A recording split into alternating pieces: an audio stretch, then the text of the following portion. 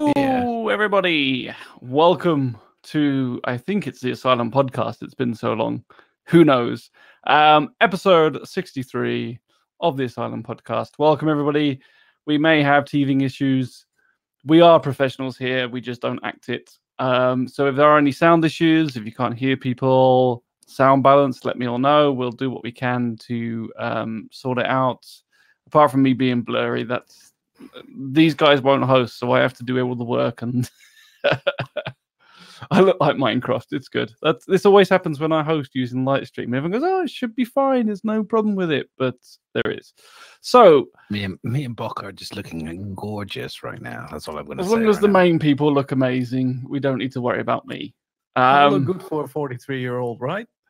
There's a shit ton of stuff that's been going on with all of us recently, so which is why we haven't seen us a lot of the time and everything.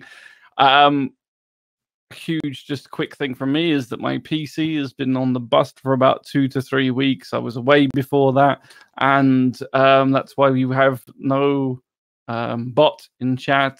We're using Lightstream because I didn't have time to set everything up. It's just a mess. It's an absolute mess. I'll have to be honest. So there you are. But we're here. Welcome to the Asylum. That's pretty much what it is. And every time. Are they still here? It's a bit of a mess. It wouldn't be the Asylum if it wasn't chaos. So True. Yeah, I do really look like Minecraft.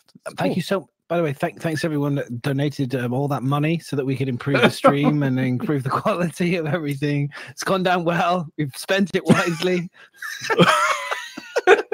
It all went on women and beer and not internet connections quite clearly. Spent it wisely. The booze Real was very, investment. very good. All the drinks we had from that money. So yeah, it's I don't know why. For some reason, it sends everybody else's camera amazing, but not mine. We'll have to look at a reason why it's doing that actually. All fax quality. So other than me looking like I've turned into a Minecraft character, is everything else all right? Are the audio levels fine? Madness, can you speak? Tell everybody who you are and where you've been. Hello, I am a little bit of madness. I've been to places that many people shouldn't go, and back again. I streamer. If you've never been here before, I do stream. I have actually been streaming way more than normal, so much so, in fact, I actually got a moderator. Hey, what's up, Bunsen? Thank you for moderating. I've actually inherited a proper moderator. Yeah, I've been having a blast, really. So yeah, and playing games, make sneakers, paint models occasionally when Miz actually gets around to teaching us. Yeah, that's generally me. How's the audio? And cool. Bok? Yeah. The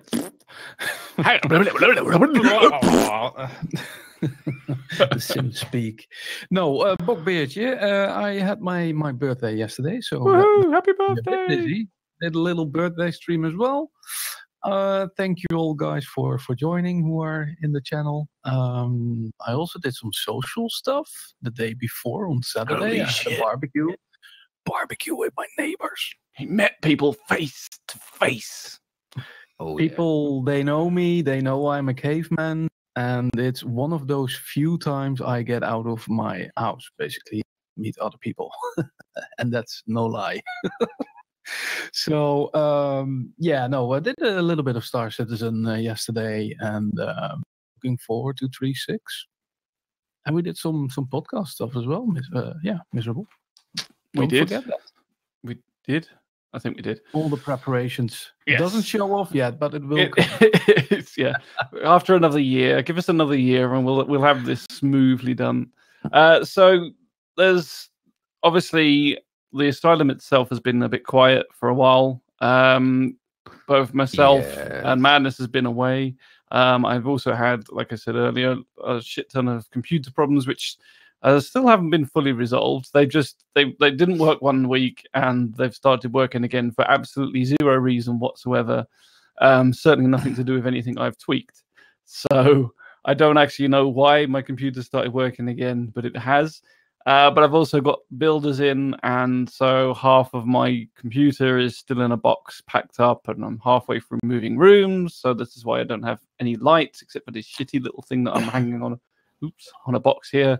So yeah, it's all a little bit of a mess. But hopefully by next podcast we should be a little bit more back to normal, a little bit more organized. As we normally are, as our professional selves normally are. The next podcast will be when we are covering CitizenCon live. Right? Can one of you two put the link to the question form in the chat, because we don't actually have a bot and we can let Bunsen spam that. Don't give them our one that we edit with. No, that's the Google form. That says Google. Stay clear then. I'll steer clear. Is that the right one? Because I did that last time. That's the right one. Okay, cool.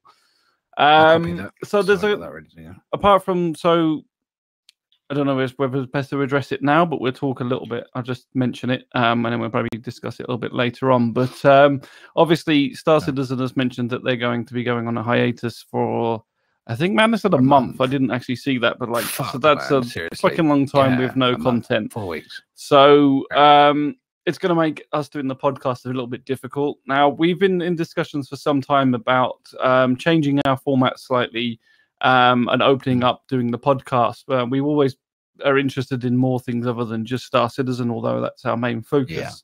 So what we're going to aim to do, and we'll probably start it from next week, because like I said, everything's been a mess. We were going to do it this week. Actually, we're going to do it last week, and it's all just completely gone wrong. So it will be happening next week. We're going to be using this week to be able to discuss it and finalize some details. But we're going to do a kind of, I don't know how best, we haven't named it or anything yet, but it's going to be like tavern talk, whatever. It's like us going to be down a pub talking about different things other than Star Citizen. So we're going to look at E3. Yeah, I know we're miles behind now on that, but also other tech news that's going on in the webs, and any news that's coming on and all that sort of thing. So what we will be probably doing is, if there is enough Star Citizen information, we'll do a short Star Citizen intro at the start, and then we'll do whatever news there is for Star Citizen that week. Probably be about like a maximum like an hour long, depending on what there is. And then we'll just do a little cut scene, have like a 2-minute break while we swap the title and everything else over. And we're going to then go and discuss and do this Asylum Tavern Talk, or whatever name we come up with, unless chat want to come up with a name for us as well. But yeah, so we're gonna, that's it's going to be named about it will be a name associated with the asylum. Yeah, that's what I reckon. Asylum something. I don't know how many taverns I've seen in an asylum, but we'll name something. You're gonna have something. Nothing wrong with taverns. Anyway, so yeah, that's our plan. If anybody's interested in that, you're welcome to come and join our Discords. Tell us anything that you see that you want us to discuss and talk about. And again, if it's on the YouTube, you can leave comments below, anything you want us to discuss as well. And we'll look into it and try and bring a discussion that hopefully you'll enjoy, we'll enjoy, and if not, we'll just do it and get drunk, and that'll make be the that. best of it. Make the best of it. You know, one of the topics obviously is going to be something like, you know, the surprise mechanics, that sort of thing, because, you know, that sounds fun. Yeah. It'll be a lot. Actually, do you know what? It's going to be a lot more fucking work, which is worrying me. It could potentially be a lot more work. It could completely fall we flat. Actually no longer, we can't rely on Star Citizen now to do the videos. We actually now have to go and troll, get information, dig through things, actually come up with research, know stuff. So I'm just like, so we need to hire for zero money. If anyone wants to do the job for us, a researcher. That's what we need. Yes. Who can come and say, look, we've seen this, and then post us the link, and we'll discuss it.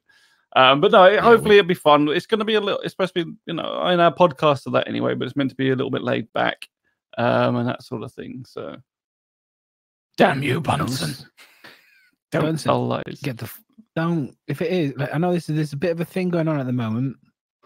We saw this. If it happens, okay, just so people know in chat, if it happens, I guarantee it, this will end.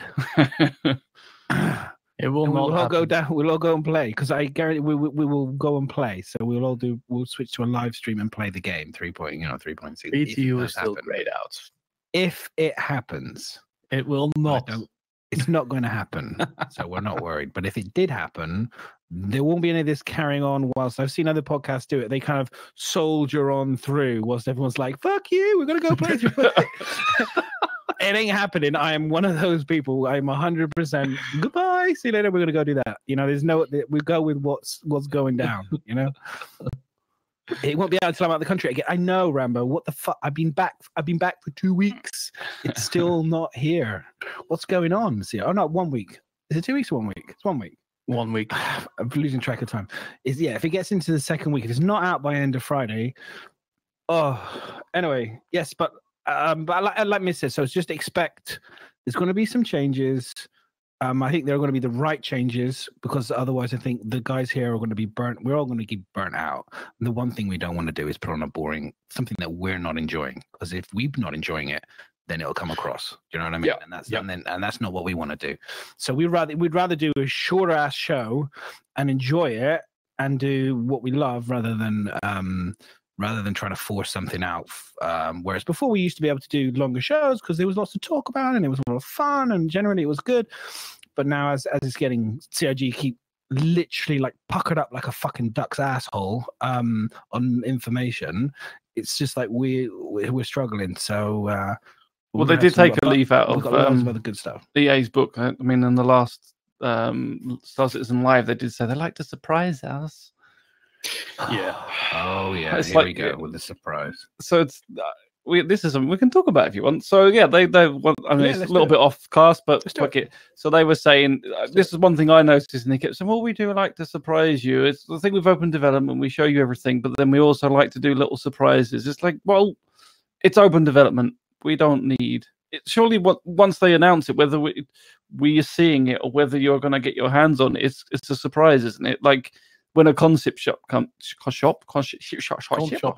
a concept fuck me By the way, when a concept ship we got the room name comes out, we got the name therapy sorted. Explosion imminent. Evacuate the facility immediately. When the concept ship comes out, even on the website, that's a surprise, is it not?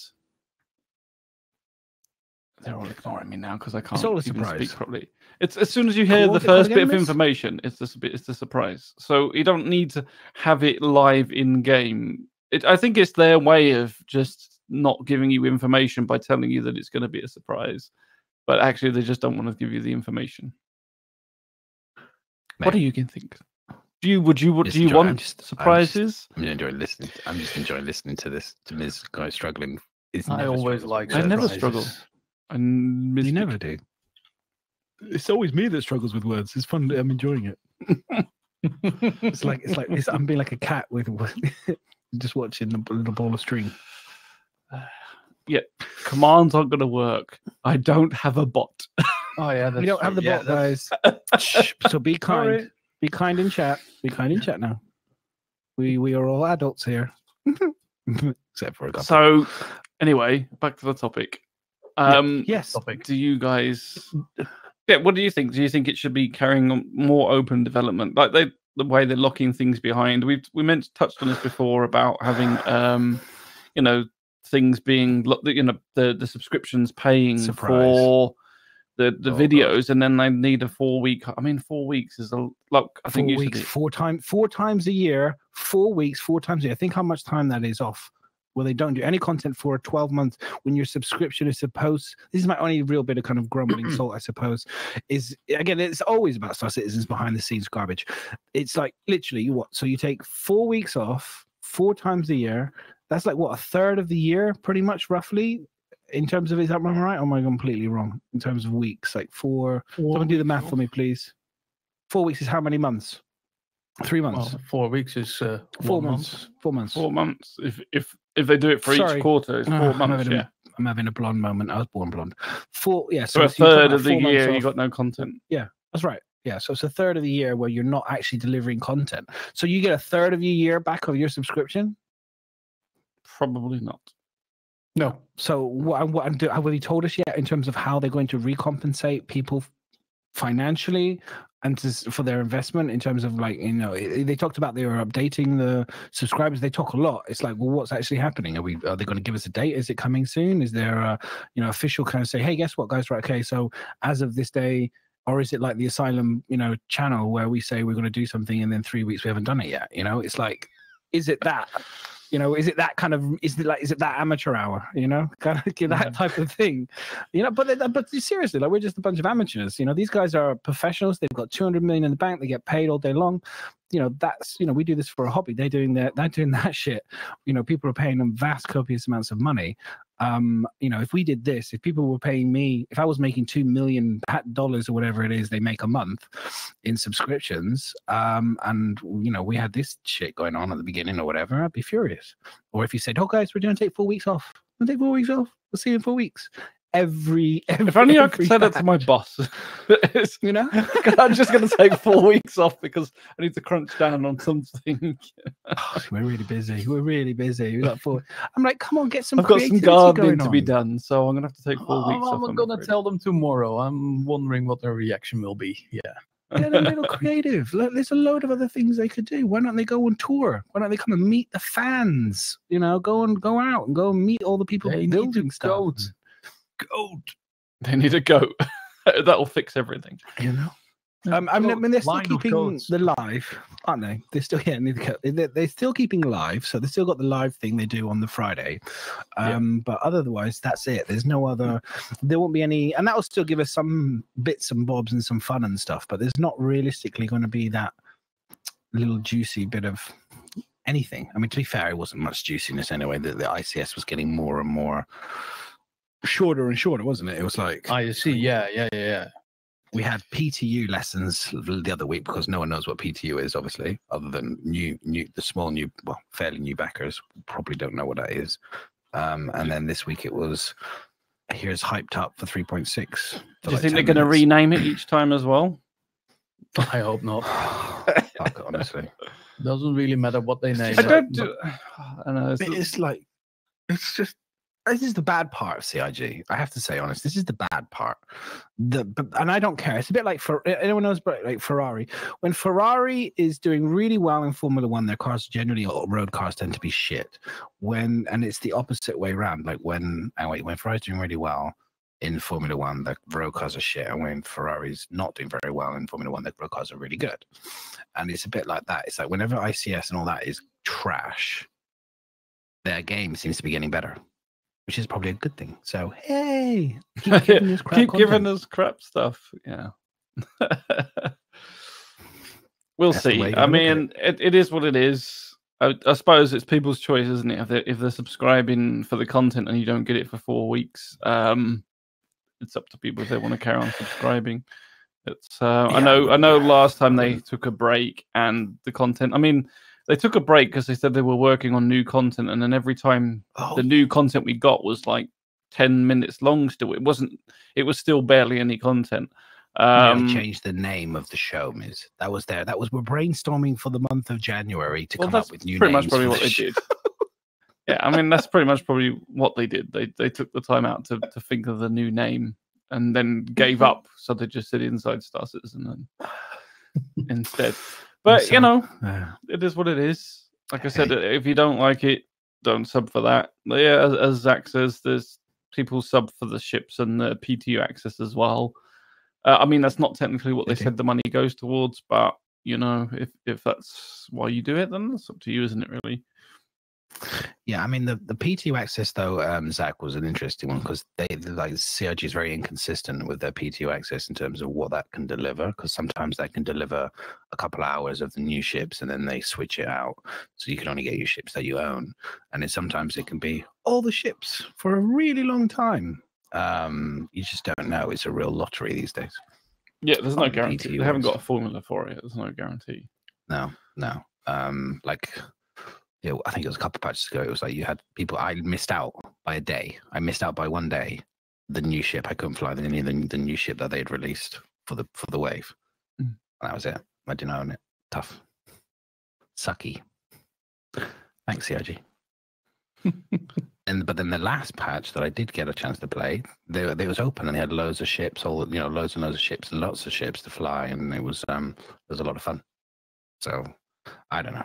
we'll see. I mean, it's a little 3.6 hasn't got any new ships in it. I don't think, other than the hoplites and the variants. Is that right? Is that the only thing that's coming in 3.6 now? I think, yeah, the only two The that Banny's were out, supposed to 890's be out. was the 890 and the Banu, and both of those have been. Well, the 890 has now been still in for it's six, in, but yeah. not in for 3.6 No. initial Yeah. release. I still think we could see it getting pushed back to 3.7. I don't think it'll make. I don't even think it'll make. I think it'll be in.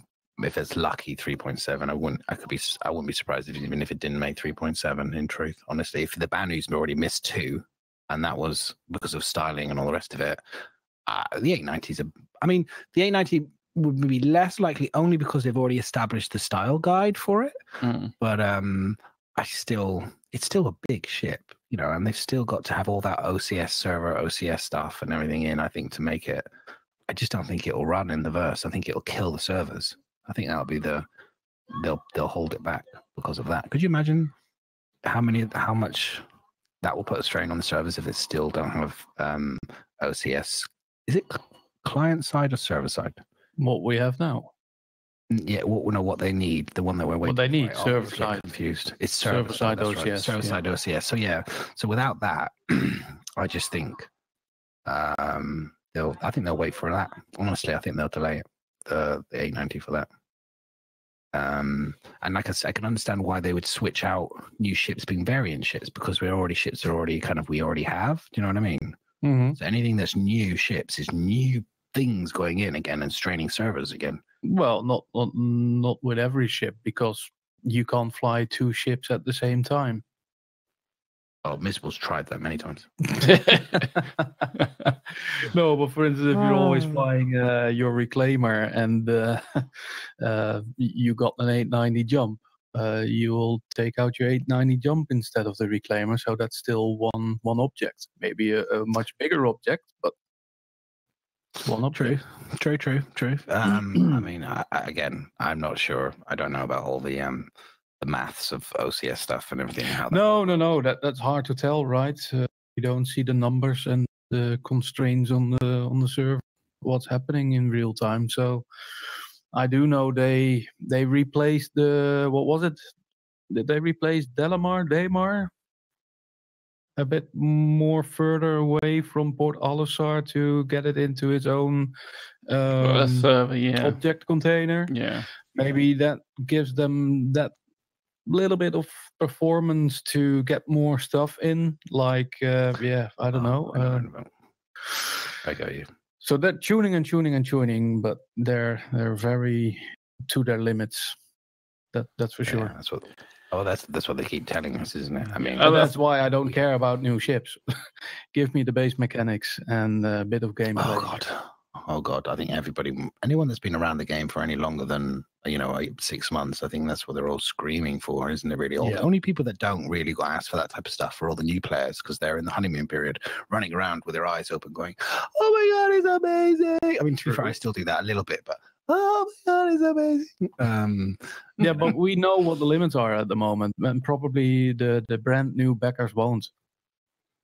No. They haven't read up or There's brand new backers. What the fuck? I don't know. How dare they? I be hope brand new so. backers? This is my game. This is not their game. We don't want to listen to those. Nah, but you see still new people in chat, and it's fun to see when they're fooling around and things are not working. Yes, we're all good. I do enjoy watching a new streamer when they put brand new on the front of their thing. You go in there and you watch them for a bit, and then I leave pretty quickly afterwards. I'm like, yeah, I've moved on. I reminisce for a minute, and then I moved on. It is kind of interesting. I mean, that's one of the things, isn't it? When you've been playing something for so long, and this is kind of goes back a little bit to I'm worried about if you overplay the alpha, and then when it comes live, you're like, oh, I've played it enough now.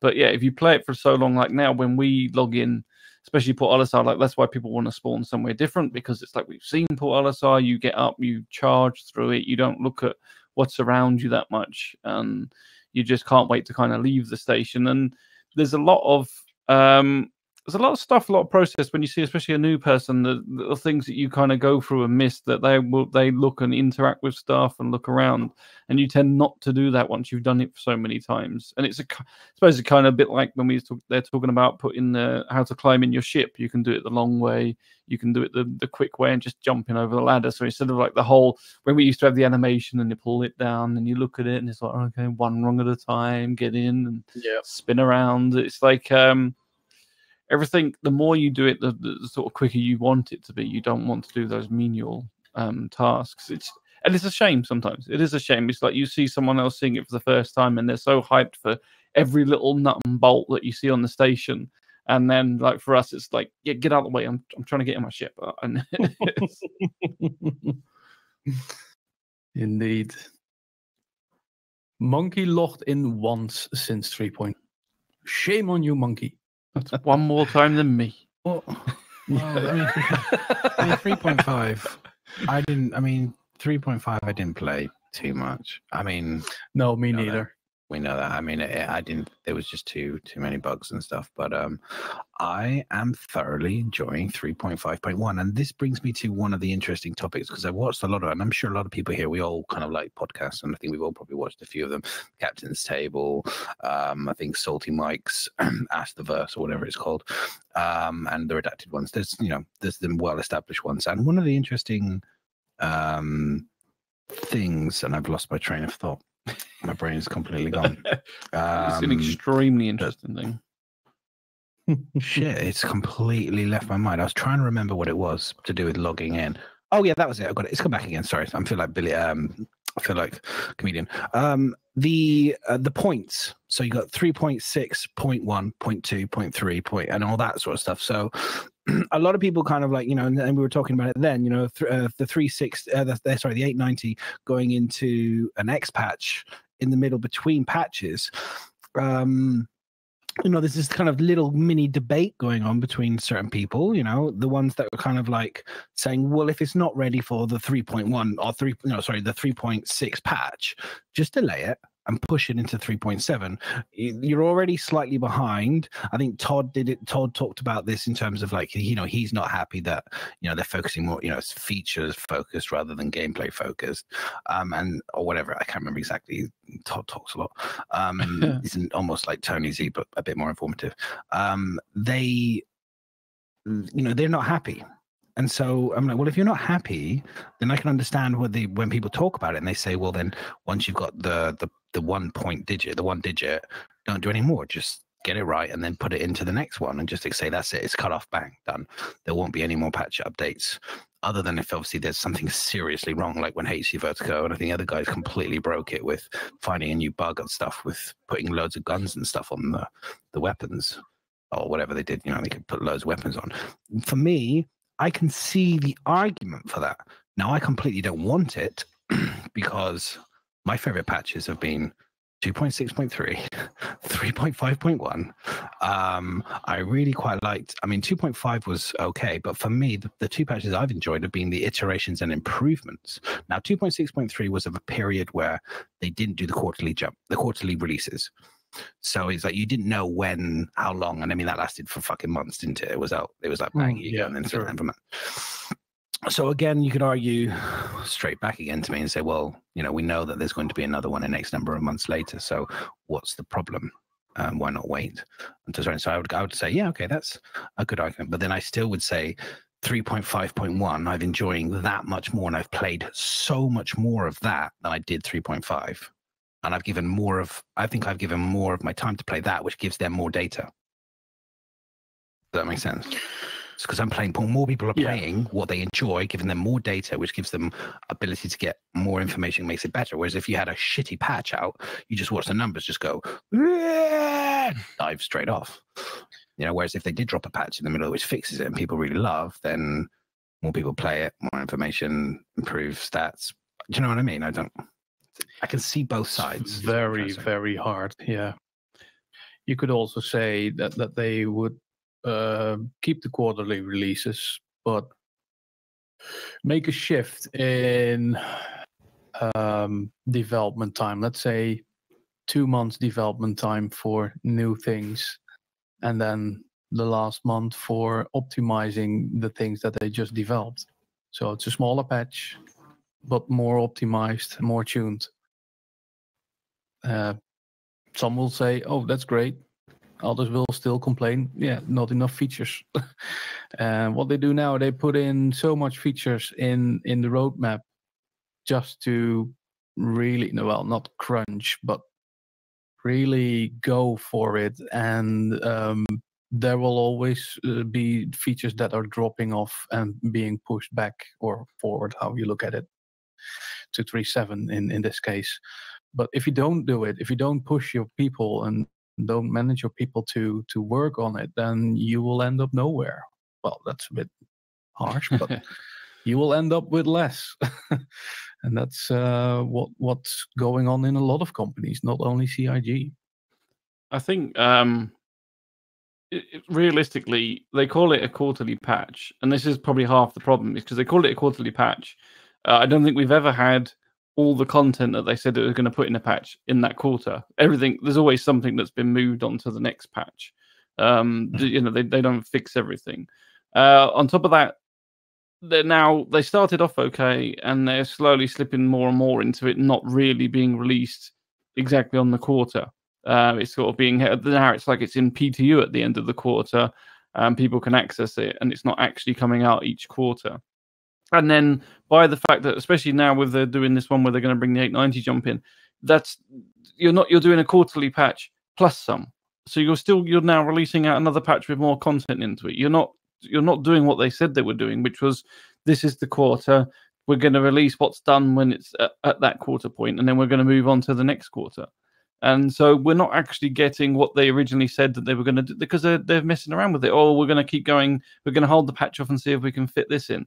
Or this isn't working, so we're going to try and keep it in PTU till it works. Or then they just scrap it. So we're kind of, I don't know what we're in now. We're in a little mess of patches, and then they're releasing and they're fixing some things and adding to it. And it's, I don't feel like it's really working properly. And I think what you said, Bok, is like adding smaller bits and just maybe adding stuff as they go may be better. But the other thing with the roadmap is it's difficult because, well, they talked about it on Star Citizen Live in the fact that there's stuff that they're working on that's not in the roadmap. So not only are they working on stuff that's in the roadmap that they're failing to get out, they're also working on stuff in the roadmap that's not on the roadmap, which may come out if it's done. Right. And so it's like, well, what the fuck is the roadmap then? It's what is open development? You know, if you're working on stuff that you don't want to tell us, and there's working. I know what he said. It's like features that they want to get out for that point, whereas the others are working. It's a wish list. Yeah. But they should just call it the wish list rather than because like I suppose going to say, because I think they feel like they're adding stuff to it, knowing full well that it's not going to come out anyway. It's like, well, let's just put all this on for 3.6 because we know 50% of it's probably going to get moved to 3.7, and then it just looks good. If you got that full of all these features, it looks good. Reality is half of it's not going to come through. Right. Yeah. It would just lead to more disappointed people. I think it was the redacted one where WTFO said something interesting. He said, if it's better to be honest quicker so people aren't disappointed. If it's going to be late within the first 2 weeks going in, just say, guys, we're going to be late with stuff. And then if you're not, we're late with stuff, people are happy. If they are, everyone's like, well, we knew it was going to be late. But rather than us going, we know it's going to be, because we all know, but not everyone does, and you're still left a bit disappointed. Whereas, they're a little bit better at times, and then they take a couple steps forward with that. And then they take about 5 steps backwards. Then they take a couple steps forward, and then they take about 5 steps backwards. CIG's communication, as we talk about many times, I think everybody on the podcast are all over the place, all say the same thing. Everyone that I know has been following them for a while. They're not the greatest of communicators. I mean, that is one thing that the roadmap does do. In terms of we get to see whether it's accurate or completely accurate. It gives you something, you know what they're working on, and you do see the progress of it. Like you said, and I suppose that is as honest as you're going to get. Is this ain't going to make it? You can look at it and you go, well, that's clearly not. Like we probably realised before they actually announce it. but you can definitely look at the progress that they've got on some of the things and go, "That's no way that's coming out in that patch." So, to a certain degree, it's being more open, or at least allowing us to understand that, even if we don't. I think the thing is, we don't like it. None of us like it when something we're looking at gets pushed back. That's the reality of it. And we're never going to like it. So I suppose at least we can see the progress.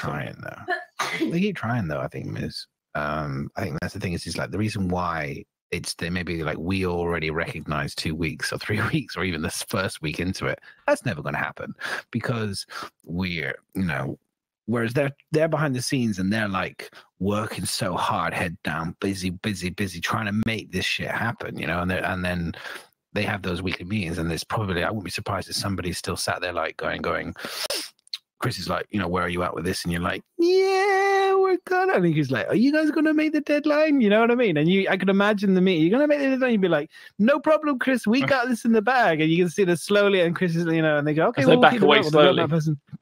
Yeah, and then it slowly gets less and less and less, and there's the thumb.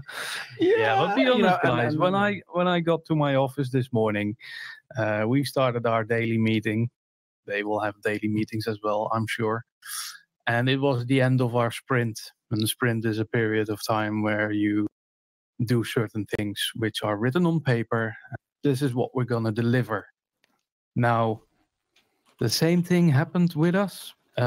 We didn't deliver like 4 out of 30 topics on there. And what did happen in between in those 3 weeks? A lot of shit.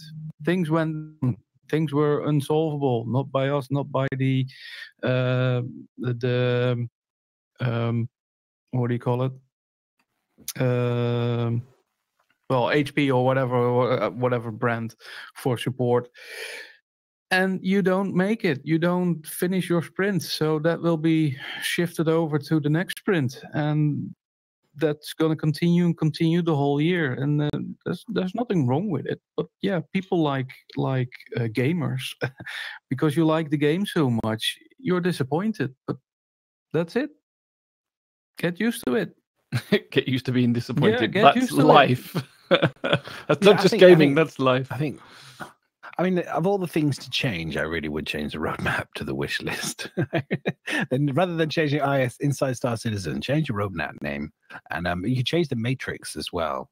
The ship matrix needs to be changed as well to no matrix or no knowledge or some sort of like question mark. Make it up as we go along. Making it would be far more valuable and more honest, I think, for most people. What I still, do you know what? It still crumbles me right now is because I go on personal web pages that people give me with more accurate information than CIG's own web page. There are more privately done things that have more accurate information on the guns, power, and they're more clear and more concise. It's embarrassing for CIG. Yeah, in my opinion. I do agree it's that embarrassing. Way better. Yeah. Dude, it's like, what I don't get is that I can get their excuse why they're not doing it is because they're working on the development of the page and everything else. But then why leave it up there? Like you said, why not just change it all for question marks? And why not just go ask these people who are doing it and say, hey, guess what? Is there any chance we could incorporate, or maybe we because could, that's more cash to send on someone else doing something when they don't want to spend money on that at the moment. It's like, well, I see it like this. They did the whole customization shit by Turbulent. Give Turbulent the data, the ship data, and let them update and make a connection real time with the database, which holds all the information about ships. Or just bring down the web page and just link the page to the fan run one that's more accurate and say, hey, go there. These guys are way better. You know what I mean?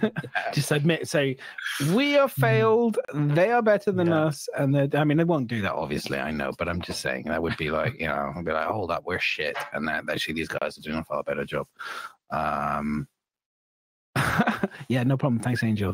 Superb. All that stuff. Like the community, that's what I'm saying. The community is amazing. But that whole web page you gave me with all the stats and stuff, like you can just, again, you just click it like Excel. You just click the little arrow, boom. Immediately tells you what's the best power, best regen, best, the size class. You can order it by size. Within seconds, I know exactly what cooler, exactly what gun, exactly what everything I need. Could you going through their but is that matrix, until 3.6 comes out and then it's all different? Yeah, but again, I guarantee it won't take long for someone to change it. I guarantee it'll be changed in probably not that much time. Someone will do it, and it'll be up to speed in far quicker than the fact that CIGs has never been updated in years. Other than just again, this is what bugs me though, is that they have no issue, no problems updating their webpage when it comes to making money. They have no problem doing that. Well, it's always on time and it's always accurate. But if you think about it logically, no issue. Doesn't that make sense? It's going to make them money. They're a business. They still need to make money to make the game. They don't need these stats at the moment. I know what you're saying, but you don't need these stats at the moment. It's like the only thing I think that's bad is that you're selling a concept ship or you're selling a ship with the so-called stats that are incorrect. I think that's probably the bad part. But realistically, they don't need it, and of course they're going to be accurate and on time and make their concept sounds all fancy and look posh and brilliant and sexy and all customizable ships. Yeah, of course we're going to put that in because again it draws more money and we can microtransaction the shit out of that for you, and so they can bring more money into the game. At the end of the day, I don't, and this is whether you like it or not. And I'm not saying I love this or not. It's just we're at a point where they, more so than ever, seem to be about monetizing shit all the time, and it's from selling tickets in waves so that you can be a subscriber and get first chance on there, and then there's all this customizable ship and charging you for paint schemes, which any other game we would just been playing Forza, which we can talk about in another thing. But you can go sit there and change all the colors of your ships. You can spray paint your ship. You can in your car in Forza. You can change everything yourself for free. Yeah. But in Star Citizen, it's like, no, we're going to charge you for this limited edition color paint and this limited edition seat. I loathe it with a passion. It's one of my most loathed thing that they do that. I'm 100% with you, miss. Loathe it. But it's going to make the money, and that's why they're doing it. And it's frustrating, but I don't know if they need the money. That's why they're doing it. It's a dangerous. I mean, this is a whole different topic, but it's a dangerous thing for them to go down, because this is something that, I mean, a while back, last year, maybe even older, they showed you that the different colored ships. I don't know if you ever remember that in that video where they showed you all the different hangars, and they literally had every color under the sun, and the whole ship would change color and then different combinations. And they sold it back then as if this is what you're going to be able to do with your ship. And I always said right from the start then, well, why are you selling a limited edition Dragonfly that's yellow when we can change the color of our ships? And it's like, well, how's this working? Why is this is worrying me that I'm paying extra or locking down a limited edition colored ship when we all should be able to customize our ships. And then lo and behold, this is where we end up now, and you're paying for limited edition colors. Otherwise, your ship can't have that yellow. It's a shame, but they just leave the yellow out. I mean, I think you got some totally valid points there, Miz. Totally agree with many of the valid points. My only there's a few things. If you chat, obviously, we're going to press to add a few things as well. But my main thing is it just shows a lack of professionalism that goes across the board. It's like if your webpage, which is your main go-to place, because they're selling digital assets, they're not selling a physicalized thing where I can go to a store. You know what I mean? They're selling the webpage is their store. It's their physical store where they sell everything, and that's their main go-to, main presence. I feel when huge chunks of that is inaccurate and has never been updated for years, and when you promised us X number of times that you were going to do a face, you're going to update the web page and everything was going to be improved, and you literally all you did was just do a front cover and change the box, and you were still X number of months, and it still feels like nothing realistically, apart from a few pieces, is kind of done, and they just keep adding just purely the money aspect of things. I just think it shows to me clearly where their priority lies, and I think. It's like going into how do I describe it? It's a very westernized view of taking an exam. Like if they go for the big numbers, like they go for the big numbers, they go, okay, which one of this paper is going to give me the biggest result? Okay, this test answer gives me 10. This one gives me 1. This one gives me 1. This one gives me 1. This one gives me 1. This one gives me 5. This one gives me 7. This one gives me 10. You'll just go. They'll go. The Western approach will be go straight after all the big numbers because that's going to give me all the numbers, and then when I finish those, I'll come back for the ones. Whereas if you go to Japan, I know this from research and stuff, is they go through systematically and they just go hit every single one and get it right and deliver quality to every single one and every single piece. It doesn't matter.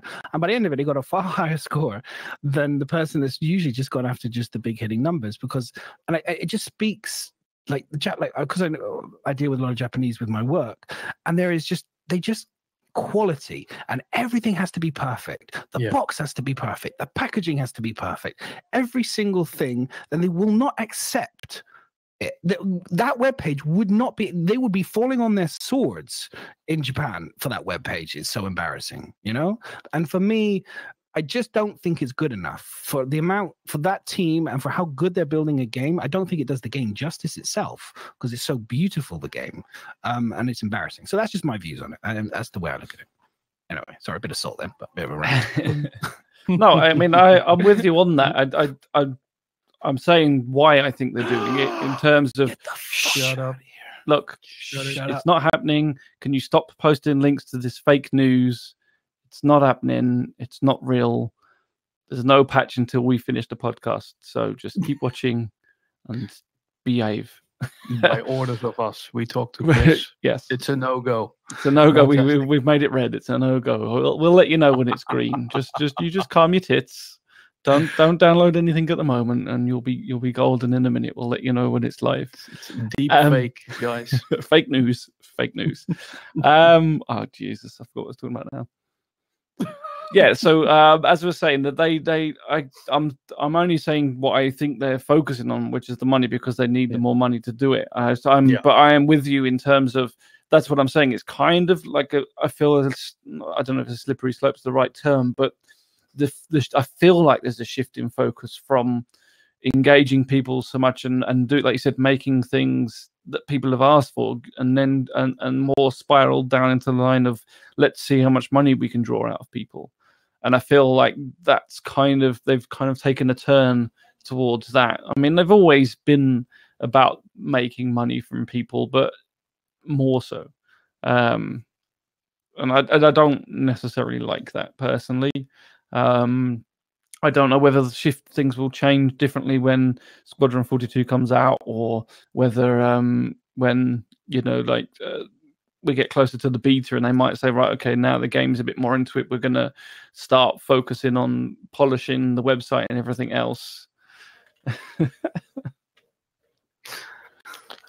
just saying, my heart can't take it, guys. It's Please all this no fake more news. of the trolls with the 3-point. Just stop it. No. I had Starburger this afternoon. I had so much fun in the office. Dark Laws on 3.7. Yeah, like always, I think there's good points on kind of both. There's good points I think on both sides, and I think it's just frustrating. I think the thing is ultimately it's a bit frustrating. They could really solve themselves, like they fix a lot of their problems by just fixing things. Do you know what I mean? It's like that's fixed. We no longer, persistence is in the game now, which makes such a big difference in certain aspects. Yes, it's not finished, and yes, but when they add ships to buy, it's like, oh, huge tick, bang. It's like done. It's that whole thing. So the more they tick the boxes, I know it's going to happen over time. The more they tick the boxes, but for me, I just feel the web page is just it's their store. It's like if I went into Nike Town store in London and it was just like it's just bits of shoes everywhere, and it was like all it was just an advertisement. You buy it and you say, "Well, this said it comes with shoelaces." No, there's no shoelaces in this one. Sam. No, sorry. If you imagine, like that's the way I always look at it. Like take CryEngine's webpage and make it a real store. Like you really had to buy something. It was a real physicalized item. And then really think about that webpage. And I think that's what they really need to do is imagine it's more real and less digital. And I think if they did that, they would strip a lot of the crap away and it become it would be much better. The way I would look at it. If it was really shit. Fallout 76 canvas back. Yeah, exactly. Yeah. Oh, Oh nice. god, don't talk me on the merchandise. We talked about the merchandising before, but I just CD Projekt Red just launched their merchandising, and then also Death Stranding guys, Kojimi, they've done their stuff, and it's just so much, so much more. Anyway, whatever. We'll move on because that's old territory. So what did you guys think? So what do you think of the Todd? Do you want to actually no Inside Star Sim? Let's talk about Inside Star Sim because there was some juicy, cool bits actually, which we can't talk about unless it has actually without gone being live. Then we can NDA. talk about it all. Oh, we could just say it's gone live. Everyone told us in chat it's gone live. We didn't know otherwise, right? Yeah, No one, we were lied to. We were lied to. It was their fault. They tricked us. Besides a little bit of the fluff, I like Inside Star Citizen's like presentation style versus the ATV one. I still think the content, like we said, is very lacking. But this week's one was kind of cool. I mean, we got to see the VTOL thrusters and how they are, on the Cutlass. We just got to see the Cutlass kind of doing its fancy thing, didn't we? Which was amazeballs. Do we have got it in the link? doc? I don't know if it's in the doc. I haven't I don't see. seen. Is it in there? Which one have we got? We've got the space. What do we do? The space station. When do we do the space station? We then? don't seem to Stick have the the variants VTOL there. thrusters. I don't know. Anyway, I think everyone's probably seen it through leaks and whatever else, with So, the VTOL yeah. thrusters, which looks cool. Anyway, we'll come back to VTOL. So one of the things coming to 3.6 is, let's just switch over to this Okay. one. Press this button. Can Now go. you can all see it. Oh, that's amazing. Space stations. Yay! So no more. We're going Which to see are- just Olisar. So is Olisar going then? Not yet. Not yet, but soon. So they talked about it, but it's still going to be there for a little Soon. while. I think they're still using it for talk, like test beds and things for stuff. Okay. I think so. Light. Part of Star Citizen Live, I think, didn't Todd say that he wanted to keep Port Olisar, at least for now, acting a bit like a real harbour town / port. So he wants to be able to get that developed, I think, so that people can come and take actually dock and get the cargo removed and things like that. So I think there's probably still going to be more from Port Olisar. What are we not getting audio of? I don't know. You stutter for me, but I wasn't sure if it was coming through to the stream. Oh. You're playing it faster, aren't you? No, we just pressed the play button. It's going faster and faster. So everything's fine. Everyone says everything's fine, so it's fine. Everything is fine. I think it might be just the video. Doesn't matter. Speed 1. I can do it at half speed. if In- you want. No, I think that's a time lapse video. That's why. Yeah. Okay.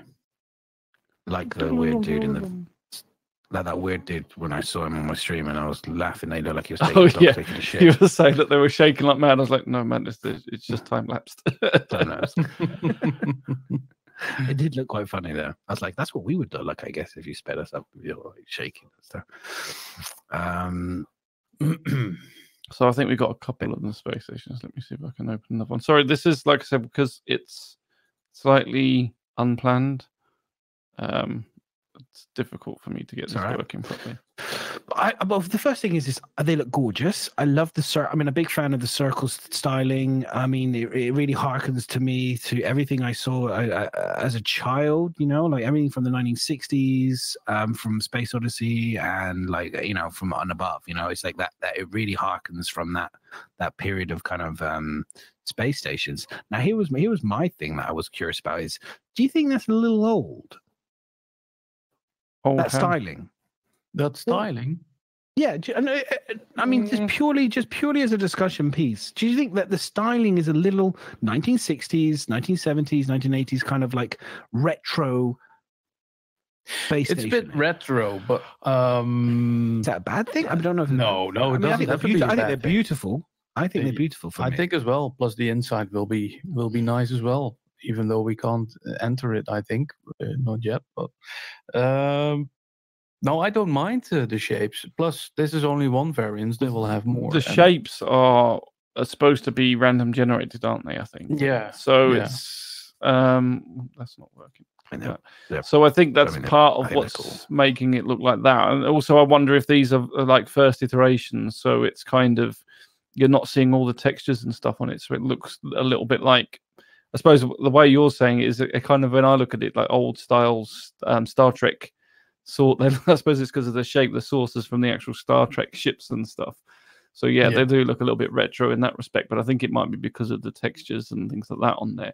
But what's nice is that it's we're finally seeing more stuff in space, not just a concentration of just everything on the planet. I mean, originally this was meant to be a space game, and we've had lots of all this planet work going on.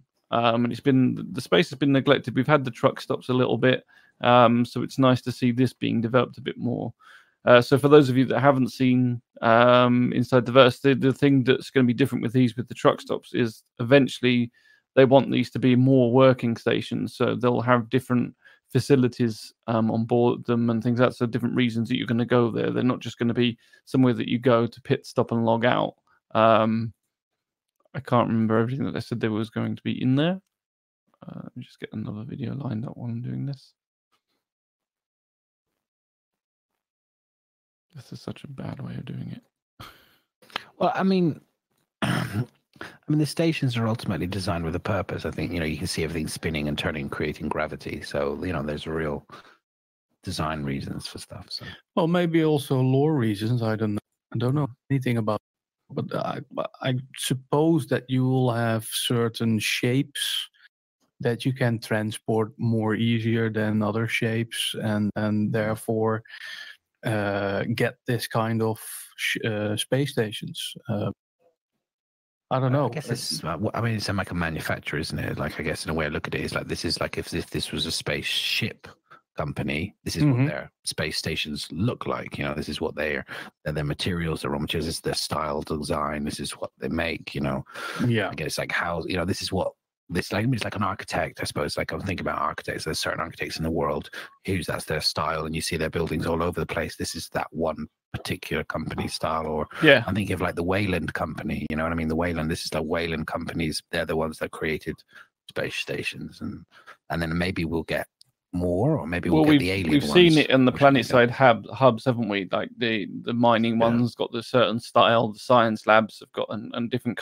corporate ones. So I think eventually we're going to see the differences being between the different corporations, and if hopefully one day we'll get personal owned stations. And like I'll be nice if it would be kind of similar to how Hellion is, and you'll be able to eventually upgrade a station as well. So it might start off as one shape, but if you say it was player owned or org owned or something, then you could potentially bolt things on. So if you wanted it to start off being a mining factory, and then you could bolt on a manufacturer part next to it or something like that, and start growing and making them a little bit more organic, would be really cool. Because I think that's what they're saying. That's what some of these things are going to be. Is you're going to be able to go and some might be specially for mining, some might be specially for shopping, that sort of thing. Yeah. I mean, some of them look like they're definitely designed to have really, like whereas Port Star before, obviously we all know the big problems is getting from strut A, B, C's and all the rest of it. Whereas these look like it's just going to be, looks like very much a long, thin kind of, there's going to be a shuttle that takes you straight to the shopping center, you know what I mean, and to the main hub section, and then it'll take you straight out. We're going to be on more trains, I'm afraid, boys, going out to get to your space station. Wasn't it also used for cargo and stuff? Yeah, there must be. I mean, it must be, right? That's where they're docking all these massive spaceships. These Hull C's, E's, D's, whatever they are. They're going to have to come in and dock on the ends here, I'm guessing, because they're just so massive. I think that's probably why we're seeing some of these big, the big long bits sticking out, so that you can potentially have some sort of way of docking to the station, some sort of maintenance line or whatever. But they're nice. I mean, I think they're. So first iteration in 3.6, we're going to get to see them. You're going to get to go and fly, and you can land on them and walk around them. But the insides, I believe, are going to be more like truck stops to start off with, because they haven't fleshed them out. They haven't put in them what they actually want to put in them. So I think they're going to be kind of generic inside. Yeah, so the insides aren't done, but Just the outsides. But I think you can still land. I think that's what he was trying to say, is that you'll still be able, because the 3.7 is slated for the interiors, 3.6 is the exteriors. But I still think you can land and walk around them. But I think it'll be the same thing that you'll find in the truck stop. So that, and there's little to no interactivity. You're just going to walk around and probably see posters and lights. Right. There might be something you can purchase in there. I don't know whether they're going to bother putting anything in at all, to be honest. I don't know. Maybe it's also another decision for performance reasons. Could be. But yeah, I mean, more stuff's good, right? I mean, right, in terms of in our state, I like more stuff in our universe at the moment. I don't. In the current system, in the current systems, it's like the more bits that get added to the systems, the more things there's to do. If they put Beast, I say there's more things to do. They still have to put things on there to do. If there's like the current truck stops, I rarely go to them unless there's a mission to pick up a delivery or to do anything. So I got to be careful with how I say that. If there's things to do on the stations besides them, then what would make you go to a truck stop? Just pure, like for me, mission. Like if there was certain things there that you can't get anywhere else, like the reason why people would go to Jump Town and things like that was because that's where the drugs were. So for me, if that's where the certain weapons are, or exclusive spaceships, or things that require you to have to repeat buy something, to do something, to go over to, that's how for me. You do them. The reason why we would do those old missions back in 2.6 days and 2.5 days, you go to Kovalex and all the rest of it was limited missions, but that was, there was a mission trail, to answer things, to do things. So for me, that's kind of like, the only reason I go to Kreia is to kill those dudes that spawn there and do that mission now. If they put long travel times. Could be another reason to have a truck stop nearby. Long travel time, abort your travel, park your ship there, and go to bed. So you rest and you will get back into the same location the next day. If your ship doesn't have a bed, Well, if your ship got a bed, you can use your ship, but otherwise just land on one of the truck stops on your way to your final destination. All sorts of reasons. At the moment we're not having much, like you said. I suppose the truck stops, like this Korea used to be also like they had the whiskey, which was an easy thing you could go around and pick up, and they kind of took that away, which I really don't understand why, because that actually encouraged a lot of people to go there. It's like a quick, easy-ish way of making a bit of money, but it also added a lot more risk because a lot of people went and did it, and so you get into those firefights. I wish they would put stuff like that back in.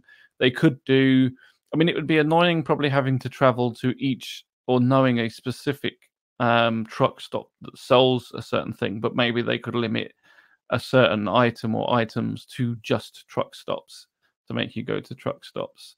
I feel also at the moment, like when I want to go to a destination, I always, maybe it's the ship I've got or something, but I always just want to fly from A to B. I want to put in where it is, maybe because that's part of the danger of it all being within reach at the moment. Even though it takes 20 minutes to jump there, you can still do it in one jump. I don't feel either the need or B the want to plot a course via a truck stop first and then to the end point. So I think there would need to be some reason to kind of make you do that. I suppose not having enough fuel would force you to do that, whether that would piss you off more than anything. But being forced to would be one thing. But having like objects like the whiskey or something like that around some of these stations, that would make it kind of interesting.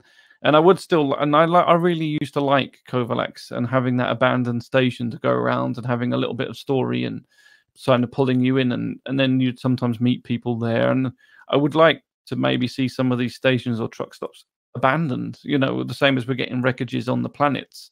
It would be nice to see a couple. You go up to, you're supposed to pick up a package from a truck stop, and you go there, and all of a sudden it's actually an abandoned one or something, and the mission you've got to pick up from there is actually an old recording from something, and that sort of thing would make it cool to get you out there. They need to work on handheld scanning. in my opinion. I think one of the things for me at the moment that really drives me crazy with the space thing is the inability to get out of your spaceship and scan for stuff. Because I can't do it. Unless I'm missing something, there's no scanning thing where I can send out a ping like I would do on my spaceship, a short range thing to find things that may, and to identify and to recognize things. You know what I mean? Like there's nothing in the HUD or anything that I have on my mask to be able to, like I think I watched Star Trek the other day with the one with Cumberbatch. And they're flying when they go from one ship to the other, and they have their HUD is basically guiding them through the asteroids and stuff, and obviously they get hit and it's very dramatic and all the rest of it for cinema. But what I found really interesting is the HUD and their helmet was giving them all this information about everything that was around them, like asteroids and debris and all this sort of stuff. And it kind of got me thinking, and I was like, really need that when I'm outside of my spaceship, when I'm trying to find dead bodies for some of these missions. Remember how frustrating is those missions when you spend forever trying to find these bodies and you're going backwards and forwards. It's like you need to have like a little sweeps with you so you can stick a sweep on something and say, okay, I've done that one, and I'm going to go back over to this one, and I've done that one, and I go back over to this one. Or if you're trying to find like a tiny little beep thing or whatever it is in the middle of something, that for me, we're talking about game mechanics. That's one of the things for me that I would really like them to implement sooner if they want to improve what we already have. It's that whole, I want more game mechanics to enjoy, but at the same time, they could seriously improve some of the gameplay that we already have. So it's a bit more intuitive. That would be one of my things. Would be just a little scanner so I can find things in space. Well, maybe it's one of the surprises. It's maybe a little scanner. Maybe it's also like what they talked about last week about the not the GPS system, but just coordinates, having coordinates. That also should be in, so you can pinpoint down certain things yourself, map out your places of interest, the things that you have scanned, and so that you can sell data if you want, that sort of stuff. Yeah.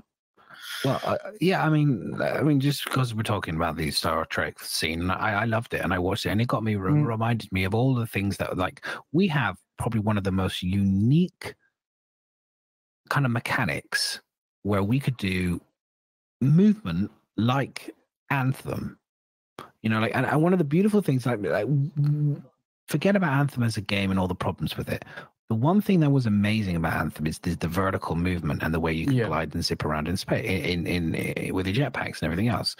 Like, they really, really need to bring in some of that, in my opinion, into our spacesuits a little bit, like we have, to be able to kind of go around a little bit more and do some things. Because holy hell, it's so cool. And like, I'm always stuck in this, like as if I'm like a NASA astronaut with one of those huge giant rigs around me, kind of like going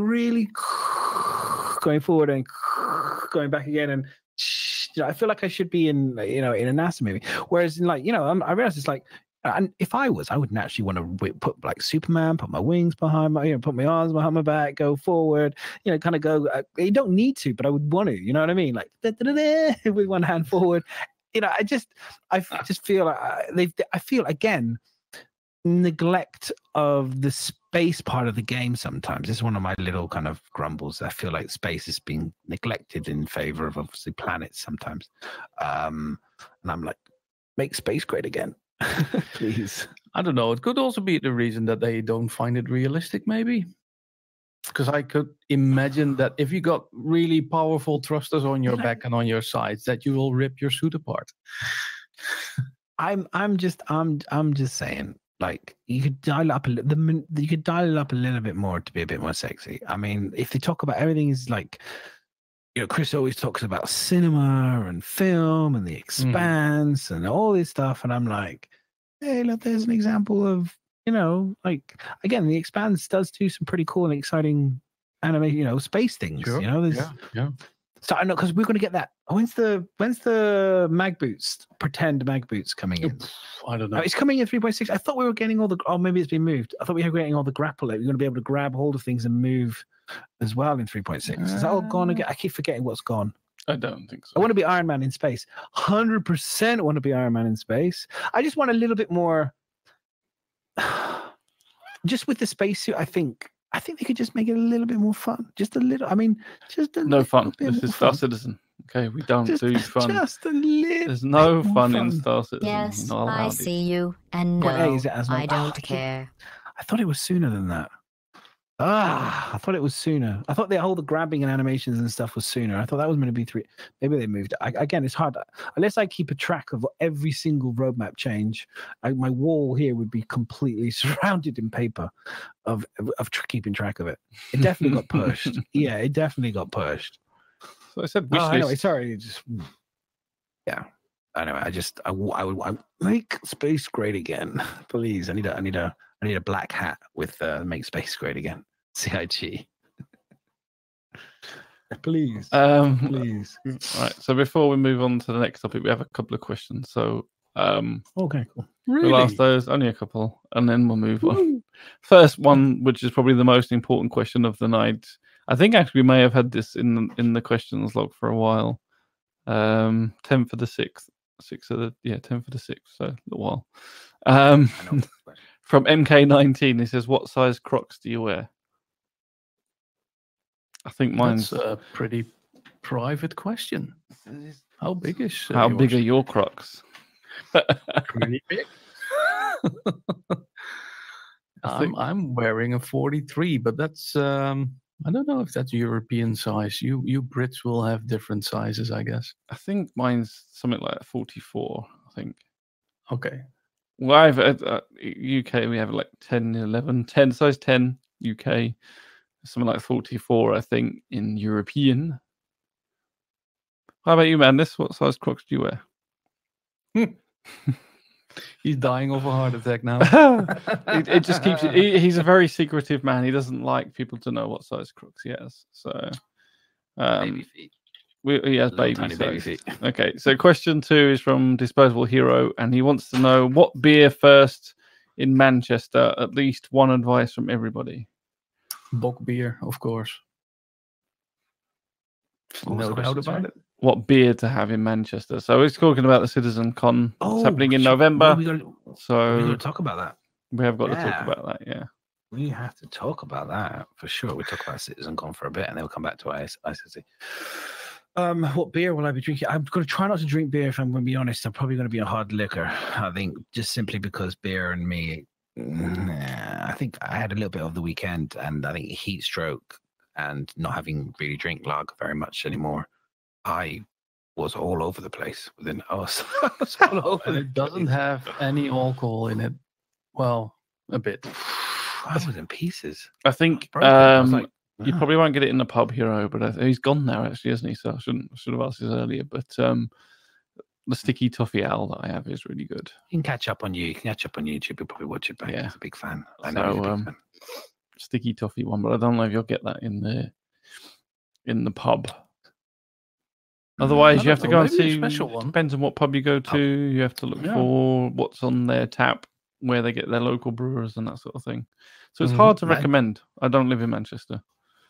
There's a couple kind of cool. Let me have a think. I'll have to rummage the back deep. We'll have to do this for our extra content podcast, and we can discuss I different live- beers. I lived there for 3 years, and I can't even tell you because the places that I would drink when I was there in the northern quarter, they had imported beers from America and all different types of American imported beers. No, they were good. They were actually legit. They were really good, but they were all different random beers. But there was a couple, but I can't for the life of me remember the name. But I know where the pub is, so what I can do is I'll go onto their webpage, the internet. We'll find out when I find out what they've got because they won't figure it out. A pair of 6 shooters. What the hell? But yeah, there's this. I mean, if you want to get some good beers, by anyone, if anyone is interested, if you want to get good beers, if you are going to Manchester, the northern quarter section of Hobgoblin. Manchester is Nice. kind of where it's Hobgoblin. at in terms of I'm like. gonna get nice. I'm gonna at least bring a few kegs of Hobgoblin. I think up with me. Nice. As if me and Kill don't drink them beforehand because he's gonna come to mine first.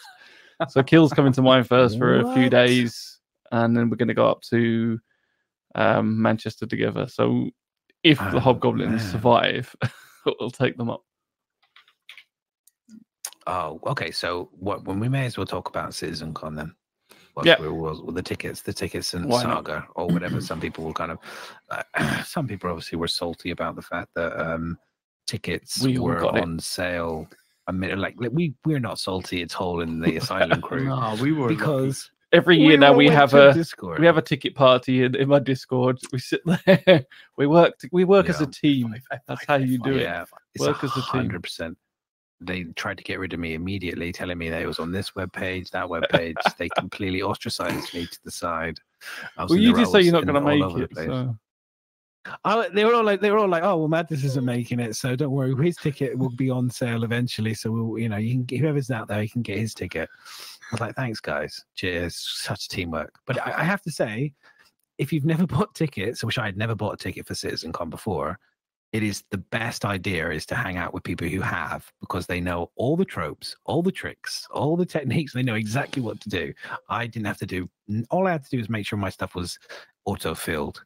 It was like click, click, bang, bang, bang. We had I think 9 of us in my Discord at the time, and I think 8 out of 9 of us got the tickets on the first wave. 2 minutes between 2 or 1 minute before they was actually supposed to be live.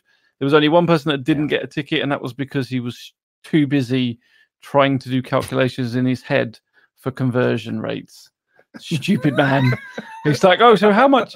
That was cute. He's like, so how much is that in rand? If this is, I was like, no, you don't have time to convert shit. You buy it, you think about it later. So yeah, 8 out of 9 got tickets. So that's pretty good. And then we helped a couple of other people later on get tickets as well. So we pretty much everyone I think in my Discord that wanted the tickets got one now. We nailed it. Yep.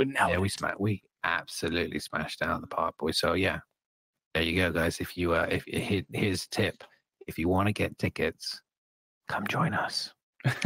Join the Asylum. We'll sort you out on the dark side. So for those that you don't know, I don't think there's anybody that doesn't know, but yeah, so CitizenCon obviously is in Manchester this year. The venue is pretty big, but it can be split up into multiple parts, and we know that there's a dentist convention going on at the same time. So we're still speculating. I mean, obviously, what more is there to do in Star Citizen? Speculate about stuff. So we're speculating about the size of the venue and how many tickets are actually going to go on sale. So we know that there's been 500 so far. We're only on wave 1. I can't remember how many waves they've done in the past. How many was last? I was in Texas. How many did they sell in Austin, Texas? I think there was 1,500 or more. Yeah. Someone said it was a 2,000, but I'm not sure. I think you're probably looking. I reckon they'll go for about the same amount in total, in max, because the venue itself can hold quite a lot of people. I think it's up to 10,000 people. The venue can hold itself. So I think they'll go for at least the same amount. Because if you think about it, you've got France and Germany on the doorstep. I mean, France especially themselves alone, when they do their own fan run one, they're getting 500 people at least minimum. So you think they get 500. So let's just say if the French get, and that's only for their. Imagine they say they get like 800. Germany brings over another 800. That's 1,600 right there, bang, without any of the British. I mean, to be fair, the British will probably bring 12. That's a lot. Me, Miz, and a Mac, and a couple other people. That's the 12 people that British that can be bothered to get out of their castles. That is pretty much how we are. It's like trying to get, and this is why BritizenCon is so difficult to get people to go to. Like trying to get freaking British people out of their house for anything other than a 2-minute walk down the road to the pub. They're not going to do it. Start advertising sooner. That's also still consider it. Like Sleggy's like that. Oh, he's like, I probably should go. Like it's only 20 minutes down the road. That's the British mentality right there. It's 20 minutes on the road, and he's still not quite sure. It's like, I'm not. I don't know. Like 20 minutes. I've got people like who live in Manchester. Like, yeah, it's like, what? This thing comes around once. I'm desperate. I'm so desperate, in fact, that my work trip. I have a conference that's being moved. CRG moved, and it's in my work trip at the moment. Stands on the 18th of November, and when it finishes, is the very high chance that I will literally have to get a plane. Sorry, am I boring you, Buck? I can stop if you don't. No, sorry. It's not that exciting a story. The warmth got to It's okay. I'm going to be I'm going to be arriving. I'm going to be flying in for the show. I could end up having to fly in for the Saturday into Manchester for the Saturday morning. And I'm just like, that's what I'm doing that. So if you live right on the doorstep and you're not going, and you don't know, and you know somebody does go, turn up. We need you. We need as many people. We need as many people. I know they can't get tickets, but just turn up anyway. We'll get you in. We'll get you in. And there'll be lots of things going on. Just a disclaimer, but we won't get you in. But you can turn up anyway. We won't actually get you in. I won't be there, so you can have my ticket. I'll let you. You can pretend to be me. We could auction off your ticket on the day. You just stand at the front and just auction it off. Yeah, that'd be a good idea. So I mean, I think more people will go for this. So another thing that's obviously changed, which shocked a few people, is the price has gone up a fair amount actually compared to the other ones. It's now I think in dollar terms, I think it was $125, at least with UK tax on it. Whereas which equates to about £96 for me when I looked at the conversion rate, and I can't remember what we paid for Frankfurt. That's the problem. I think it was something like £60 to £70, but I really can't remember. Maybe I can look that up. That would be interesting because it's definitely more. Everyone said to me this is the most expensive ticket for just a standard ticket. Far, 125 euros. Was it 125 euros? $125. $125. $125. 104 pounds, I think, or 103 pounds, I think it was. Really? It was only like 96 for me. So. 70. Oh, did you not pay the tax? Probably not. Fuck tax. Tax man. Is there anybody in here who's a tax man? Any auditors? This man here. No, I paid with PayPal dollars. So whatever. So dodge. I paid, let's say 60 euros for CitizenCon in 2017. Oh, was it as cheap as that? Okay. Yeah. 60 euros. 60 euros for just a standard ticket. So we're talking. And we don't more even than know double. Okay. I'm going to be honest. I think it's kind of disgusting. I mean, I'm still guilty because I desperately wanted to go, so they played on my desperation and enjoyment. I wanted to, but I think it's disgusting that we were sat there without any idea how much the ticket was going to cost, without any idea actually what we were going to get for the money. Yeah. We're literally physically being very, very forced to buy this ticket because everyone was in the same boat. So those tickets go, was it 150, 110, 100, 90, 80, 20, 10, gone. You would have been paying for it regardless, and then have the shock later when you realize if they'd stuck it for $300 or something. It's like, what the fuck? Literally not give. They knew what they were going to charge for it. Why? I do think it was a disgrace that they didn't put the price out beforehand. There's no reason. Yeah, and it's the same way. It's like they advertised. I noticed on Twitter they mentioned about the fact that the tickets are sold out within seconds. And they were saying it like it's all hype or fun. Like, why? Just tell us how many tickets you're going to have. Like, the people that are going, and this is kind of what we talk about BritainCon as well. It's like the people that want to go are going to go. We're not going to sit there. It's not going to go, oh, well, I better buy now because, there's only going to be 100 places there. All you're doing is you're causing a massive fight at the start when, for example, the Texas one, they didn't need to all pile in and try and get in on the first wave because there was plenty of tickets. Just tell us how many tickets you're planning on selling. It's not like you don't, when I book a concert or something like that, how many tickets are left. I can see how many seats are available in the venue when I go. They don't hide it. It doesn't build up hype because it's been sold out. I don't believe that to me, that doesn't build up hype. It just builds up annoyance. It's like, right, we've got to sit there and spam F5 and try and beat everybody else to it because we really want to go to this event. It's, I think I get staggering the releases so that people have a chance to buy a ticket when they're at work, because some people work and stuff. I get that, but there's no real reason to hide the amount of tickets or to hide the cost.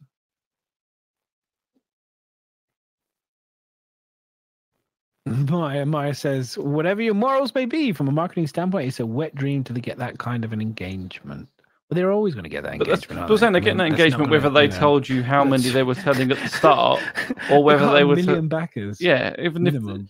If that's what I'm trying to say. Tickets. If they told you how many tickets were on sale right from the start, I don't think that would dampen the amount of people that want to buy them. They're not going to go, oh, okay, there's 2K, I won't bother. I'll leave it, or I'll get it later. I mean, look, I just think it would have been nice if they could have told us how much the tickets were ahead of schedule. I would really like to know what and there was no premium tickets, right? I mean, didn't they do this last time? They said there's no premium tickets. They told us the premium tickets after. Okay, so they said there's no premium tickets. There's no so premium it's just tickets, flat rate. I'm guessing that maybe the tickets have been boosted this year because maybe last year they figured they were going to try and charge people an additional $20 to watch the show, right? Oh no, that was last minute, wasn't it, Chris? That last minute brainwave. So maybe they're just, I don't know, but I'm sure it's going to be amazing. At the end of the day, we go there to meet people, and I don't want to bitch too much about the money, but it rubbed me a little bit the wrong way, is the best way to describe it. When I sat there, it was a bit like watching WTFO when he saw the price of the Kraken they all desperately wanted, It was that moment of, he's got over 1,000 people on his channel all waiting for this ship to be released. He's all excited. He's looking forward to buying it. And then it's like, the penny dropped, it's like, oh my God, that's too much money. I can't afford that. And there's a lot of Star Citizen backers who are like, won't come because that is too much money, and with the cost of the flight and everything. And if they had still had it at $50, those people, maybe there might be some people who would have come. You'd be like, oh, I can afford $50. Well, the cost is for a hotel. It's not irrelevant. That's probably the worst thing to say. But if they sell out, then to them it doesn't matter. That's the key thing. If they end up having tickets because, yes, it's a shame for the people that can't afford and don't want to go. But at the end of the day, if they've only got a limited amount of tickets anyway, as long as they sell out, they don't care whether whether Joe Boggs down the road can't afford to go. They don't care. They want as many people to come as possible, but they want to sell the tickets that they've got. They're not interested in your personal life and whether you can't afford to pay for that ticket. It's the same as when you go to concerts Glastonbury's pretty damn expensive. It's the same as that. They charge their ticket. If people are willing to pay for it and it sells out, then they're happy. They don't care about the people that can't afford to go. Then that's just that. I kind of go with the I just like CD Projekt Reds will leave the greed to the other companies. You know what I mean? You don't know if it's greed or whether the venue is expensive or whether we don't know because they don't tell us. That's what I'm saying. I realistically, over it all, out of everything that was there, they should have just told us the price in advance. The other stuff I get. I just think that there was absolutely no reason not to tell you the price they were going to charge you in advance for it. But why can't they tell us the price of how much the venue is going to cost? I mean, at the end of the day, we're ultimately the crowd-funded backers. It's all our technically money. So why are we not allowed to know how much the venue costs? The venue for us. Ask the dentist guys. It's a venue. I bet you the dentist guys are getting paid to go there. They're not paying to go in. Why can't they say it's going to cost this? This year's CitizenCon is going to be the budget for this year's CitizenCon is going to be $1 million. We need to raise $1 million for CitizenCon. $1 million. I don't know. Why can't they just tell us? I don't why is it such a massive secret? They sell shits for $27,000 fucking dollars with no shame. So why are you afraid to tell us how much is it another CitizenCon event costs? I don't understand. It just breaks all logic. It's like we're scared to show this, but we're still willing to. We have no shame when it comes to asking for $27,000 for a shit package. I just don't get it. You know what I mean? Maybe it's just me. Possibly. I don't know any event. I don't know any other event that tells you how much they spend on putting the event on. But they're not backed by us. Well, if you go and see someone in concert, you're paying for them. Yeah. But then they tell us how much tickets they sold. Then we know how the tickets sold out, how many they sold, what the revenue is. There's usually a cost that you can find out how much, Rolling Stones is, how much their whole thing costs for the whole tour. There is information to tell us that. Are you really doing that when you buy a ticket for a band? Come on. I don't have to know what 100%, always, cost. every time. You're sick. Yeah, to me, 100%. I married an accountant. No, why? I don't do it. To be fair, I don't do it. But what I'm saying is the information for previous ones is readily. I'm just getting a drink. Is readily available on previous ones as well. So do we know how much the previous events cost? Then No. How about that? They don't tell you any of the events. Yeah. Yeah, I think as Maya says, I think it's not to do with the game development, so it doesn't need to be open as far as they're concerned. It's just because your ticket that you're buying is paying for that event, or at Clearly least it wasn't going because they needed towards more it. money. So. It wasn't last year because they needed more money. Well, they did, yeah. That's it. So Because they were saying it wasn't cost. It didn't cover it. Well, this is probably why So the tickets are doubled the price this time, because now it does fucking cover it. And that's probably what the reality is. Before it's like, well, let's not charge so much and we can get the money back elsewhere. Whereas it's like, well, now we actually have to charge you double so that it will cover the cost. Do you think they'll do a digital pack thing like they did last year? Oh, yeah, I think so. Probably, yeah. Do you think, will the digital pack be something that people can only get who are going to the venue, or will the digital pack be something that people can pay extra money and get access to as well? No, it's always something that you could pay extra money and get. Last time it was the digital one. You didn't have to go to CitizenCon to get the stuff. You just bought it. Was it the knife or was it, what was it? Last year it was a knife and a jacket, I think. The long coat. The long jacket, the leather coat, yeah. You'll definitely get that again. People want that though. People that kind of attend, and that will make them money doing that.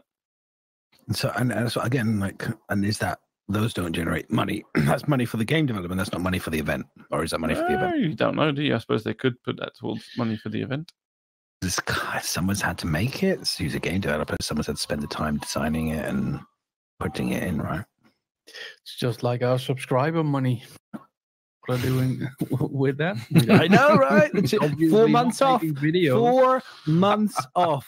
And that money there, is that going to pay for the venue? Because that's 2 million. If they keep having it, let's say 2 million, that would pay one of those. Yeah. One of those months would probably pay for the convention itself in subscribers' funds. And we could go for free, and they could have a lottery ticket system. We could all then go for free. You'd have to pay a penny. How nice would that be, CIG? Go free. We already pay subscription every month. Why don't we have a free CitizenCon for a change? Why don't we do that, hey?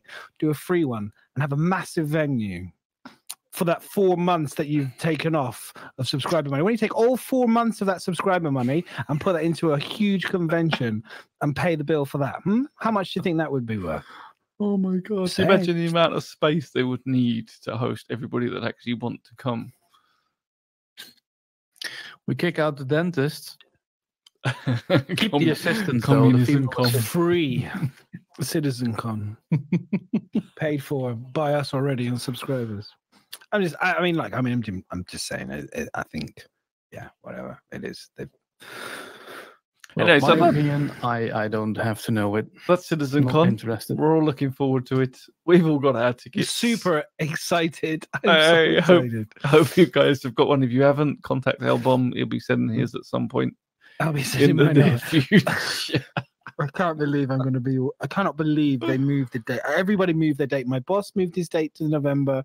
Normally it's December, and they moved from October to November. They do it on purpose. The world hates me. Chris Roberts hates me. He literally looked at my calendar. They looked at how much salt you've got and thought, right, we are not having that salty person here. He's not giving him the opportunity to ask a single question to us on stage. Not a single question is allowed to be asked. It'd be like that E3 with the Bethesda boat going, woo! Rah! It'd be just you shouting all these sort of things. But where's 2.6.5? I'll start with my first question. My first question is, will we be getting a volleyball with the picture for Nerd Show and Tell? Because he asked last time and we're still waiting on the volleyball to be confirmed. That'll be my question to sound in this one's really make it an important one. No. Actually, here's the thing. So for us, for the Asylum crew we're going, I think we'll probably sort out some goodies to give away to people and all sorts. We'll probably talk about that a bit more as we go along and get closer to the venue and stuff. First. Yeah, we need some more subscribers. But in terms of ideas, like what would you think we should wear?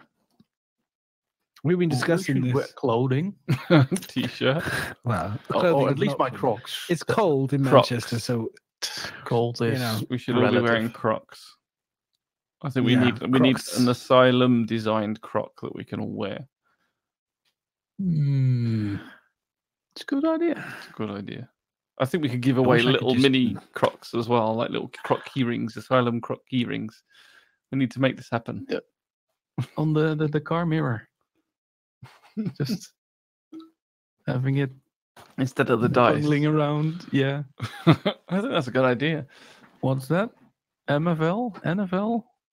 He's saying croc in another language. Yeah. Oh God. So yeah. Anyway, I can't even remember what we were talking about now. So if anyone's got any ideas for help. Sorry, I had to write it easier for you, Bok. I know it's not he needs like Crocs because he hasn't got any. He doesn't know what to wear. So he's just like a girl. A belt tent might cover my head. It's true. It's true. It's possible, Lord. It's pretty big. It's pretty big. I'm not gonna lie. I usually have to have like suspending kind of structures here just to keep it up in the morning. Neck injuries. I constantly got neck injuries. It's unreal. Unreal. You know, all the building work in my house, it's been to fit my head through the door. That's the reality, because it wasn't going through before. Now with the building work and the doors being widened, it can fit through. So, wow, cool. Yeah, so we're all looking forward to that anyway. November. Yeah. And we will be wearing. I think we'll be wearing matching jock straps. I think that's what we'll probably be wearing. Whatever you want. You laugh, but I did actually make some G-strings. I think someone did buy one. From my guild in Lord of the Rings. Someone said they wanted it as a joke, so you could put your image on your logo literally on everything in the shop. So I did a G-string and I did baby bibs, and I sold 3 baby bibs and 2 G-strings. It's like, what the fuck? Hell yes. So, it could be coming to a shop near you. For Lord Funkin', for you, I will do custom condoms with my face on the end of the condom just for you. How's that? My head would just fit on the end of the This just went down a road it really shouldn't have done. Just for you, buddy. Just for you. We'll make it happen. I know how much you want that. Right. Okay. So back to Star Citizen. Nipple tassels. That is what we're here to talk about, isn't it? I'm sure it was. Oh, yes. So we had another question from MK19. This is the last question we got. Is if Squadron 42 is the priority, why is everything CIG puts out related to the dead or not important version of the game? Right. So I think what he's basically trying to say is it's all about Squadron 42 and Star Citizen's dead, which I would have to disagree. They are concentrating a lot on Squadron 42, but the assets from one transfer to the other. It's just like I said, they've got like a team of 500. They're not all working on one tiny piece of the project. They're all working on different things. Some are from Squadron. Obviously, they're not going to release assets and things for Squadron because, well, they're for Squadron. And if you want to see them, you buy Squadron 42, the game. So yeah. I think Madness has lost into he's too busy thinking of S&M underwear and all that sort of stuff. I think we've lost him for the night. Basically, I'm thinking the goodie I can bag, see the cogs. Asylum goodie bag is going to be the cogs going. I'm thinking Asylum stole. We'll never get invited back again, but we could make it ridiculously. Or like, does anyone remember? You must remember Dodgeball, the movie. Mm-hmm. And their clothes get mixed up with the local S&M, the S&M team. Yeah. Anyway, whatever. I think that would be quite funny. I could go up and ask a question with a ball gag in my mouth. They're like the full gear. And it comes up and unzips the mask. It's madness in there. Chris, yeah. got I know we're called the Asylum, but maybe we should just have printed straitjackets. That would probably work. Just go in like that. Just literally, yeah. I think we could make a big. We could actually. Do you know what we should do? We could have like, oh, it'd be freaking awesome if we could do like the Hannibal Lecter scene. We get one of the hire a trolley and get like a cage thing, and have people like bring us in like the cage thing. Yeah, I think your budget is like Chris Roberts. Dude, like, hey, I'm still working. My budget is. I'm blowing the budget. It's gonna happen. We'll start funding goal next thing. Funding goal for outrageous gear for CitizenCon. We'll make it happen. But yeah, going back on the question, there's sorry, AI development going on, so that counts for both. So the AI for Squadron 42 will be a bit different, a bit more, or not more complicated, but less complicated than in multiplayer stuff, probably. Oh yeah. I mean, we had the AI BlowCon, but that is one of the biggest things at the moment, I think, for getting the world to be more believable, and especially for Squadron, that's going to be a huge asset that we're not seeing, but for that to play out right, and for I think we've actually got some pictures of the barman kind of interacting in the animation he's doing, but yeah, definitely more like, because at the moment when you walk around and the AI is just, they're trying and they're tweaking a few things, but really they just kind of walk around like zombies and randomly stand in places as if they're fixing stuff, but they're fixing midair and stuff like that. So there's definitely a long way to go with AI, but it's one of the biggest parts of the game to get it right, to get it to look right. Well, you could see it in the last ISC about the weapons guy that will give you the gun at the counter. That looked way better, more natural than it was before. Got that captive. I wish they put it next to it. I wish they'd done they put it next to the old one so I could have seen the comparison without me having to do it myself, you know?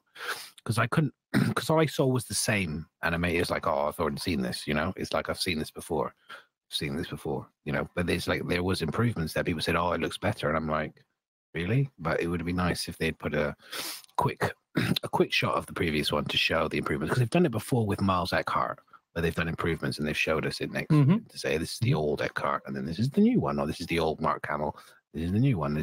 They don't tend to do that as much with the animation stuff. I wish they would show us sometimes more work because this is the new one. I know to what it looked like, but yeah, I mean that's what some money's going to. That's something else they could do when they got the 4 months off. Got a month off. But yeah, no, I agree. I like it when they showed. They did it for the new ships with where you can customize them, and they had the slider you could drag across and see the old ship and versus a new one. Okay, it didn't like overlay it brilliantly, but that sort of thing's cool. I do like to see, like, rather than just go, oh, look at this, it's improved.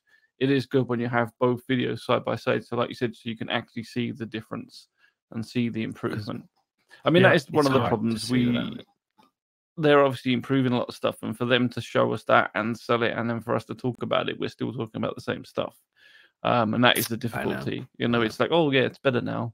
Like, but it's still the same thing. We're still talking about them running around a box, so there was a lot of that, and it was looking great. It is looking good, but unfortunately, yeah, it's what we expect from games as well. I mean, there is kind of a lot of that. I feel with the news we get from Star Citizen. It's not wrong that they're doing it, and it's great that they're making progress. But at the same time, what they're showing us is stuff that we're expecting from any game anyway. It's like, oh, look, this beautiful tree. Yeah, we know. We expect beautiful trees. So it's yeah, I agree. And other game companies keep pushing the bar all the time, whilst these guys are doing, you know, stuff we're expecting. Other companies keep delivering more and more, and they have to keep going. Oh shit, that's really cool. Oh, facials, the face hair growing. Well, we need to figure out how to do that. Well, CIG is not finished yet, so I don't think they will get behind with others. Well, eventually they will, but that's just a matter of years. They can keep up, but they have to still develop in engine stuff and well, yeah, other things. But they can keep up for a long time, I guess. It's flexible enough to keep up. If you see what they do with the faces and hair, new hair tech has to come in quite quickly now. So it's going to be even So you better. think they'll be able to update as it goes, so to match newer technology? They will not do it on a yearly or basis. Look at World of Warcraft. It's still cartoony, but if you compare it to the vanilla and up to now, they are pushing the max out of their engine, and it looks better. Not the best, but yeah, I think Star Citizen with their lumberyard can do it. Maybe not photorealistic, which other ones are trying to do now. But yeah. I don't know if I really want to have photorealistic graphics. Somehow I still want to have the feeling that I'm playing a game instead of being in a real world. Although I have that feeling as well right now in Star Citizen.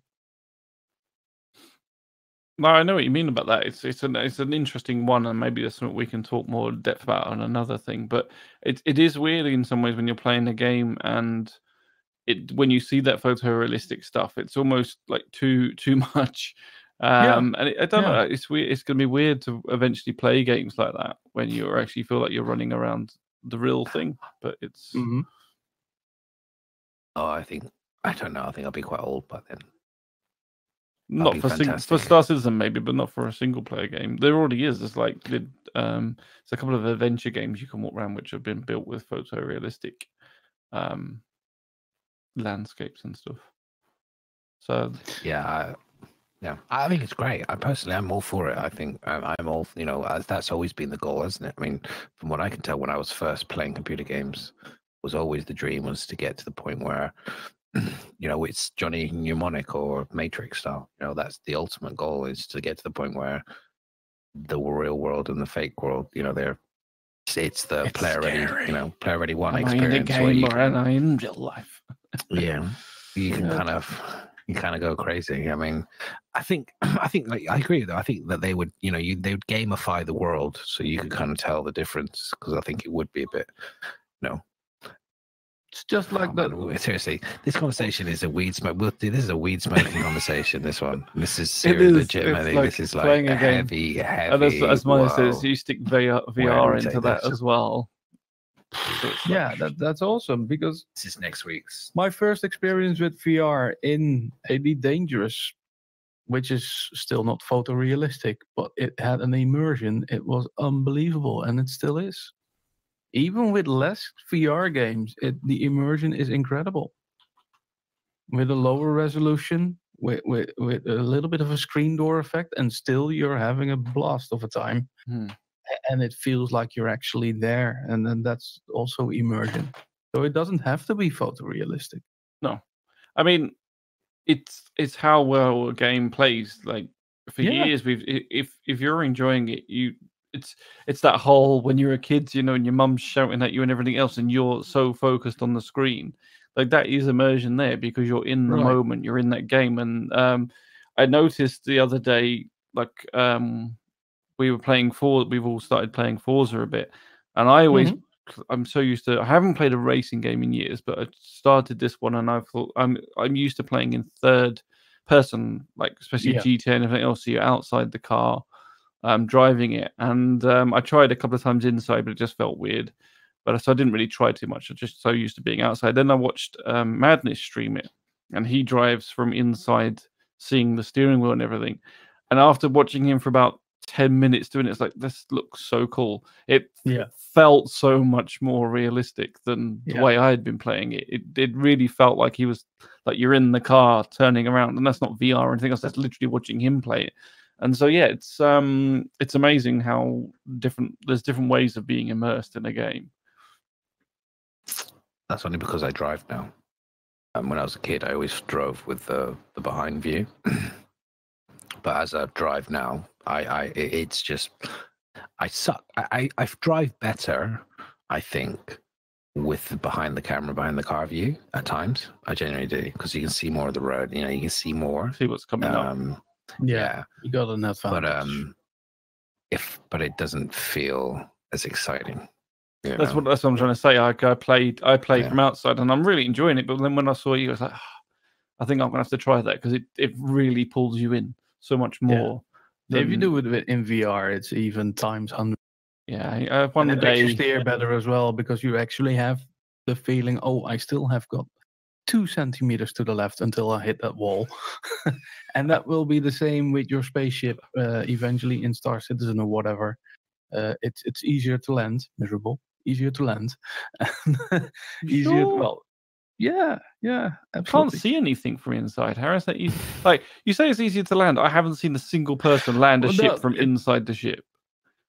No one lands their ship. Sorry, I do that all the time on my stream. No, they'll zoom out and have a look around and make sure it's no. Pay attention. When you get into You maybe on the look up- open pads, look up but when the- you get into the little hangar bays, everyone looks to Look make up sure the they're not going to last bang a Fox. wing. Play back my VOD from yesterday, and you will see me land in. Anyway, what are you talking about? You land as good as I do. Honestly, better on my feet. I have been loving 3.5.1. Like I said the other week before, the persistence factor for me is just being so refreshing. The fact I had a break been refreshing, but I've been playing like with other people streaming it. I'm loving it, and I know a lot of other people who are like, "How can you be enjoying it?" And I'm like, I did like delivery missions, like delivery missions. I never seems to work. We managed to complete some delivery missions, and we were stacking up the delivery missions as well. Yeah. Well, I joined you on never stream as well, and happened. we rotated doing missions. And like I said, it's the first time I'd played in a long time. I was trying to test my PC, so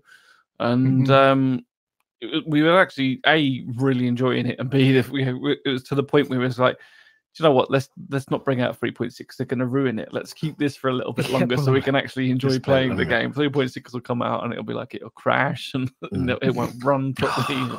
Got all the bugs and you won't be able to group up and everything else. It's like, we'll keep this for a little bit longer. Just a little bit longer. But no, I feel like I barely scratched the surface of 3.5.1, and you're right. And then 3.6 will be around the corner. It stops me from really like grinding the money because I actually really want to grind more for the money. I really want to buy some of the spaceships. I want to try out more of the loadouts. Like that's the thing. So for me, 3.6, I'm really excited about. We're going to get some spaceships in there. I think the rental system isn't in, right? I don't think it's in, is it? They've moved it now to 3.6. They haven't moved it again, have they? Because the one we've put the roadmap up, but I think that's an older one. At the moment, it says 3.6X. Is it still that? Oh, it is still 3.6. Yeah. So I'm looking forward to that. 3.69. I think that's definitely a good way for people to be able to start trying different ships.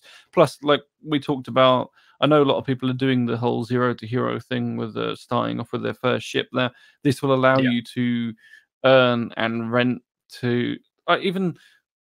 Yeah, it's just going to open it up a lot more. Like, so for example, you might not want to own a mining ship, but if you fancy one day to go out mining, you'll be able to just go and hire a mining ship, go out there and actually do some mining, which I think is that's definitely opening up to more of a style of play, giving you more options and more choices. I can just literally own a cargo runner, and then if I want to do combat, I'll rent a combat ship for a bit, rather than going through the whole rec store and everything else and all that crap that goes with it.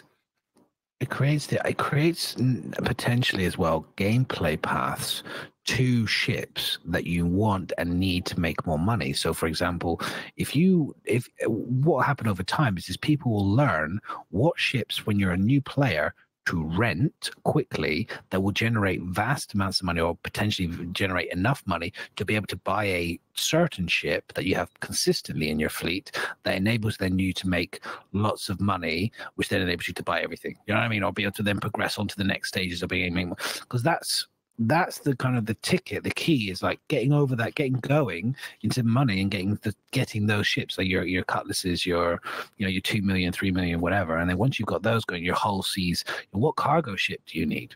What's the cargo ship? And the max is that that's going to be able to generate that chunks of money that you need from selling Widow or whatever the drugs are. And like you said, the renting thing is I just think it's going to be able to speed that little process up for the smart people, and that's where the spreadsheet shit's going to start to kick into gear. It really is. People will be metering that shit for days, going, okay, so if you have this ship, it's going to you do this much and run this cargo. This will get you this much. So technically, with and they're also giving money. Someone said to me the other day, there's going to be an accountancy thing coming soon, where you're going to give each other money. So you can give each other money far better. So that changes it. I mean, that completely blows it out of the water, because then, some people have so much money. They bought money, and then there's something people have wanted for ages. I know we've had the beacon things, but that's always a little bit hit and miss. Whether it works, whether it was a very rudimentary one. Being able to actually give someone money, being able to group up and share. I mean, I personally think the shared missions I would look forward to the most. I want to be able to, because we keep trying to do it, and in the end, like even last time when we grouped up, it's annoying because it's like, you pick a because I can't find the mission you're on. Okay, well you pick it this time, and then I'll pick it this time. Like to be able to just group up and say, right, we're all hitting this bunker. Let's do it, and we all get rewarded for it. It's good to me. That's what I really want. That's one of the things that I would really want in there, and would definitely bring me back to playing it some more, and hopefully grouping up with people to do so. Do you think you should get, each of us should get 7? Say if the reward is 7,000 for the completion of the mission, we should all get 7,000, or should we get a percentage of the amount that they allocate? So unless they increase the difficulty depending on how the size of your group, I think you'd probably have to have a portion of the reward. I think whether they would do that because there's more calculation from them rather than just them all accepting the same thing. But have they ever said anything about scaling difficulty? Not that I know. I don't remember hearing anything. I know chat might know. But I mean, eventually, that I presume that's something we will see. I don't know. Mm-hmm. Would we? More people there, the harder it gets. I don't know. It's interesting. I mean, I know they've done it before in terms of for pirate. When you're public enemy. I've said this before. If you had like a 5 crime stat and you went to switch off a common race and stuff, you get 5 or 6. 5. I think it was Titans. Advocacy would be there for you, and then if somebody else came in with a crime stat, then they would spawn another for him. Yeah, and suddenly anyone else came in, they keep spawning. They just keep spawning with crime stats. They just keep spawning for all the people. So I mean, things are meant to be more persistent. That's why I presume NPCs are supposed to jump into you rather than just spawn out of thin air. Like eventually, isn't that how it's going to be? Like these aren't going to just appear out of thin air. Well, quantum in rather than, I don't know, because so for example, if you're in space, you can make more things come towards you or hunt you down. Whereas if you're attacking a bunker, if they're technically having it as there's 10 people down there, it would be weird if another person turns up, all of a sudden there's 20 people down there. Where did they come from? Or whether it's all just going to spawn in. I don't know. We get that now. We get that now, don't we, though? Because if you spawn at the mission, complete it, and then I spawn the mission straight after, suddenly, magically 10 people springs to life, don't they?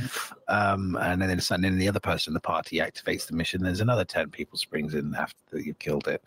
So it will be interesting to make sure that you can't abuse. I mean, say abuse the system. I mean, you could imagine if they do that system in place and you're all sharing the rewards, you just sit there and you just spawn the next one, you'll kill it, spawn the next one, kill it, spawn the next one, we'll kill it. And then you're all taking a percentage, and it would equate to, I don't know what the math, please, God, this is too much fucking math for me. But it's like, a part of me thinks that the tier 0 system will be, you make 7,000 credits, I make 7,000 credits. You know what I mean? That would be the easiest and simplest way, I think, to do the I think that's right how it will initially start. Byron says there, which is kind of what I was talking about. So they mentioned that they'll be scaling to random encounters. So if you're in a big group, and I suppose you jump in a sector, a bigger group might jump in to counteract you, but mission rewards won't. So in other words, if you overemploy, you take 10 people to a gunfight where you only need 1, then you're going to have to split the cost, and it's tough, which actually that makes sense. Yeah, and I think I like that idea. It's like, well, we like to group up. So yes, it's going to make us less money, but we get the fun of doing it together. So, and it's the same way as if you hired a crew to haul goods or to go and do a mission, and they're not in their own ships, they're on your ship. You might decide, well, you might hire someone on the basis of, well, you're not getting a percentage of what I earn. You're not getting an even percentage. I'm going to pay you for your job. So, if you, I'm going to pay you to be a shield man on my ship, and it's going to give you, 10,000 credits a journey or whatever. I don't know, but. And that's tier 0, or is that the end goal? That's probably more end that's what goal. Because they've always talked. I mean, there's the talk about it, and then there's the tier, the first implementation. Like it's like, will the first implementation have that, or will the first? I think the first implementation will be more basic, but I don't know how it normally is. It normally is more basic to start with, and it probably will be. Because it'd just be nice, wouldn't it? Just to do a mission with it, like it with persistence. It's nice to have your ship spawn back with the loader that you had it with. It's the same thing with this. It'd be nice to do a mission with your friends, and you all get rewarded together when the mission's completed. With it can be. I mean, I don't even care if it's split. Like for me, it's annoying, babe. Like trying to do a mission together and just sharing that mission. Like, so we both got the same goal. Like I just want that. I mean, half the time I'm not even that bothered about the money moment, like you said, without the persistence or without necessarily saving up for anything. I just actually want to join together and have fun. And that's difficult when you can't see the same missions, because like we had the issue where you said, well, you get in the pilot seat and take us there. It's like, well, I can't, because I don't know where it won't show me where your mission is. So if you can link that up, then at least we can swap the roles. We can all go on the same ship. We can jump out the back with our speeder bikes and zoom off into the distance of where we actually need to go, that sort of thing. To me, the monetary reward is irrelevant at the moment, but I imagine tier 0 it's going to be a bit more basic form. Maybe the missions won't pay out as much, but you'll all get the reward. We'll see, I suppose. I don't know when that's coming in that they're going to do that. It's going to be interesting to see how they scale mission. Like I'm curious to see. How they're going to scale up for vast amounts of money for bigger people gathering together. Could you imagine, Tess gets together, they have to share 7,000 credits between 30 people because they all want to play together. They're going to have bigger style raids for. Oh, no doubt they will. It'd be like, instead of attacking a small bunker with 10 people, you might attack a bunker with 30 or an army guarding it or something. Yeah. There are not enough NPCs in the game for test. They are the NPCs. I don't think so. They are the NPCs. Yeah, exactly. I'm sure it's just a question of, I guess, that will all happen over the years, I guess. Just looking at the time, because I don't go too much longer. The Carrick was a bit of a letdown. Yeah, everyone built up this whole Carrick thing for me, and then it was like I got to see a room, the captain's room. Didn't fit my expectation. Is this the video we got on the thing? It's in the sheet. Yeah, that's what I'm saying. Is that the one? I'll play that. Yeah. Give me a moment. Take me on. You can talk about it while I. Yeah, it didn't fit my expectation as an explorer ship. It's don't know how it will end up, but I saw it was too clean. Ship, though. Yeah, but it was still too. It's still in white box, but it's a white box. It's not. I'm just thinking. I'm thinking of the overall, just the fact that, like, I don't know. It's like when they showed the 890 stuff. They showed us like a room, and then they showed us another room, and it's like, it's really. I mean, it's not. I don't know. Maybe I'm just being a bit salty on it. Seemed a bit of a. It could have been anyone. It could have been anything. Here's like, it could have been just that. Could be a station room in a space station somewhere.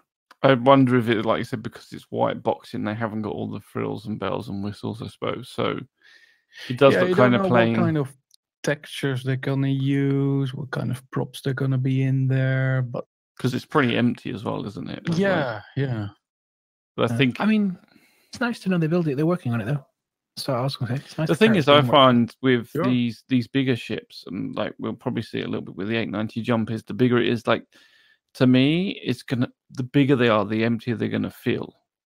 Like because it's kind of like when you got a big massive house. When I see like watching films and you see these people with mansions, and it's like, and there's just a couple living, you're thinking, what the fuck do they do in 90% of their rooms? Because you don't even go in there. Like that's how I feel big ships are gonna be. Like they're just people are going to have everyone's like going mad about getting this 890 jump, this massive luxury yacht. Yeah, it's going to be huge, but like spending all that time going through it. That bathroom is bigger than mine here, actually. Yeah, it's I don't know. That's what puts me off having massive ships. I see one with a good sort of Firefly style small crew being handy and being good. I think when you start seeing these people with these ultra luxury yachts, I don't know whether they're going to get as much fun out of them as they think they are. I mean, they may love that, but for me, it's the same as when I see these millionaires with these big houses, and I think you probably don't use any of the freaking rooms that are in there. No. I can't imagine they do. They've actually nailed it then, haven't they, really, for the 890? Absolutely smashed it out the park, because that's exactly what they're going for, that luxury kind of space. Although they did say they're trying not to waste as much space with the 890 as they did with the 600. That's the feedback that people said. They felt that the space was wasted in the 600i. But I would put more, like I said, more for me. I was like, I was expecting more to see from the Carrack, and I was just like, well, it's nice they're working on it. It was just a brief thing. The ship AI stuff. Have we spoke about that? Nope. Nope. The ship AI stuff. As a combat person, this really is doubting Thomas over here. I will see it when I believe it. When I play it, I'll believe it. Sorry, what I should say. I just don't believe it until they've got the server side obviously working and the performance up working. I have to see it to believe it, because the AI has been so derpy for so long. It's hot, and every time they say they work on it, they've improved it, blah blah blah, and it just, it's still shit. Little steps until the server side is in. Yeah, I think that's where, from what I'm been hearing from a lot of people with a bit more knowledge on server stuff, and talking about how the AI works better when obviously there's not pretty new into the game. The AI seems to work fairly good. Well, I'm gonna say fairly good, relatively better than what it is once the server's been around for a while. It's very hard to see. I mean, what made me laugh here with the video when they talk about strafing, I made me laugh. I was just laughing my ass off. There's like the AI ships can strafe.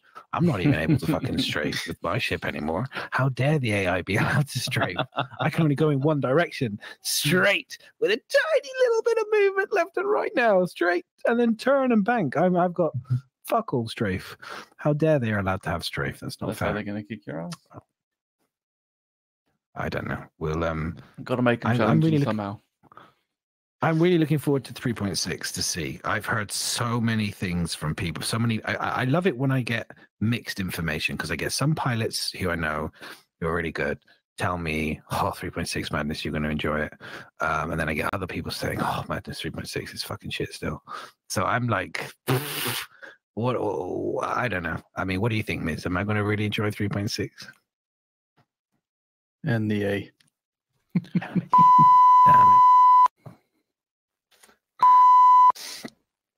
it. Damn it. I always try.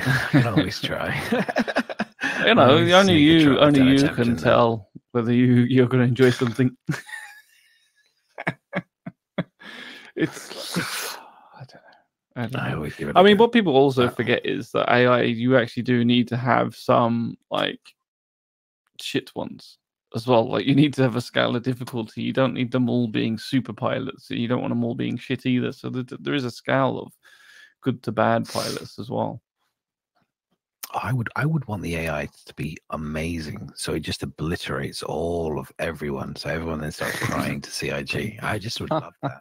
It'd just be brilliant. I'd be like, well, like the thing that happened recently on Eve, where they had that massive attack by the NPCs. The NPCs, yeah. Oh, beautiful.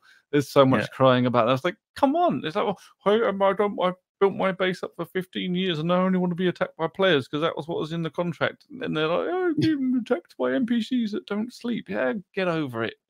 Fucking stop fighting. Like, just adapt. Isn't that the whole point of the freaking game? Adapt. Stop going to war with other humans and ally and then attack these ones that are attacking you. That sounds so cool. The event, to me, that is, I'd love for something like that to happen in Star Citizen. for us, like for having help having big orgs at war, and then all of a sudden they're like, shit, we're no longer the biggest threat. I mean, you see so many films about it, and then you concentrate on working together. What? That's awesome. Yeah. Suddenly the wall, the enemy's behind the wall. Yeah, Jon pretty Snow. You know nothing.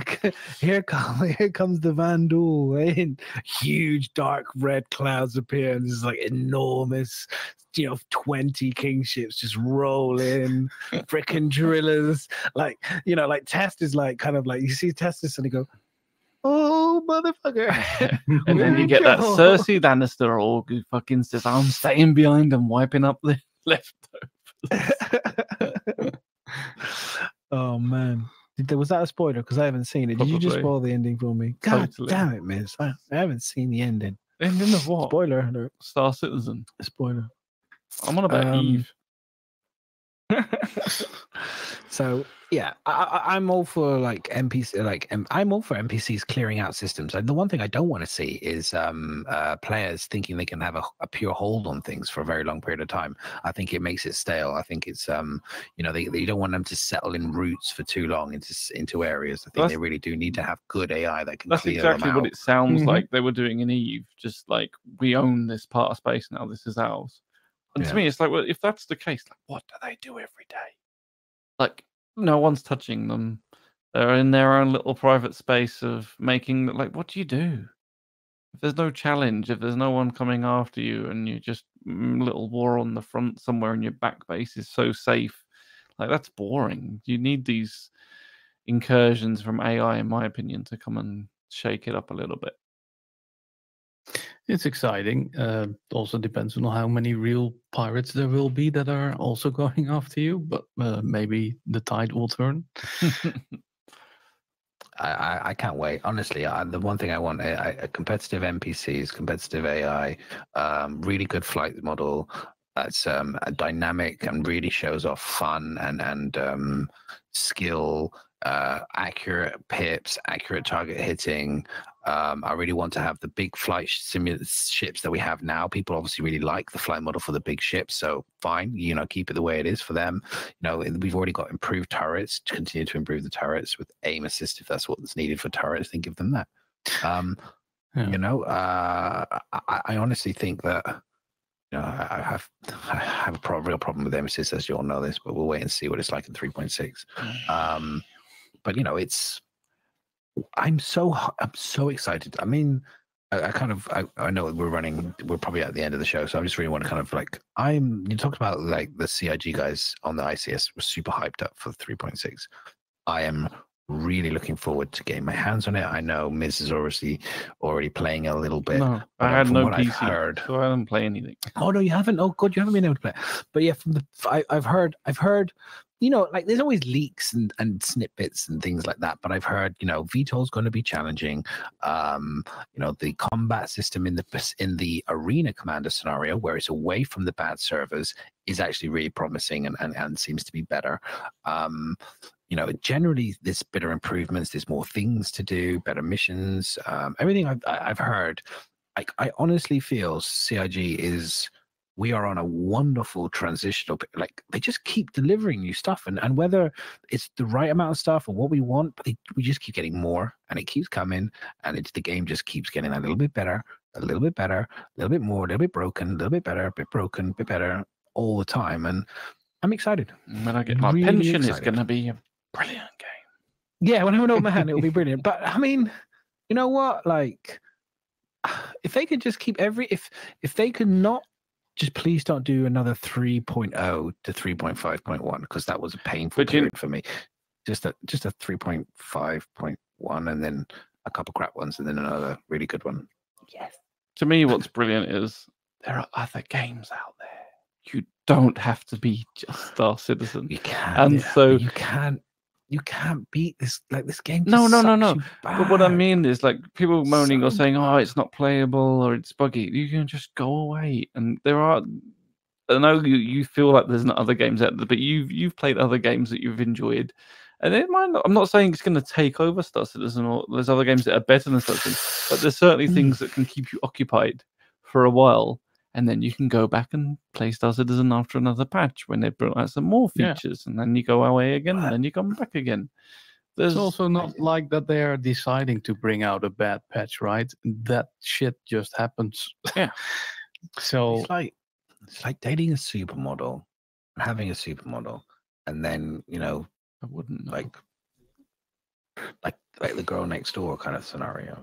It's like but your supermodel is a baby still. It's not the same No, my at all, supermodel is because difficult. with games you are Totally actually allowed to play more than one game. It's hard to play at the same time, but almost at the same time.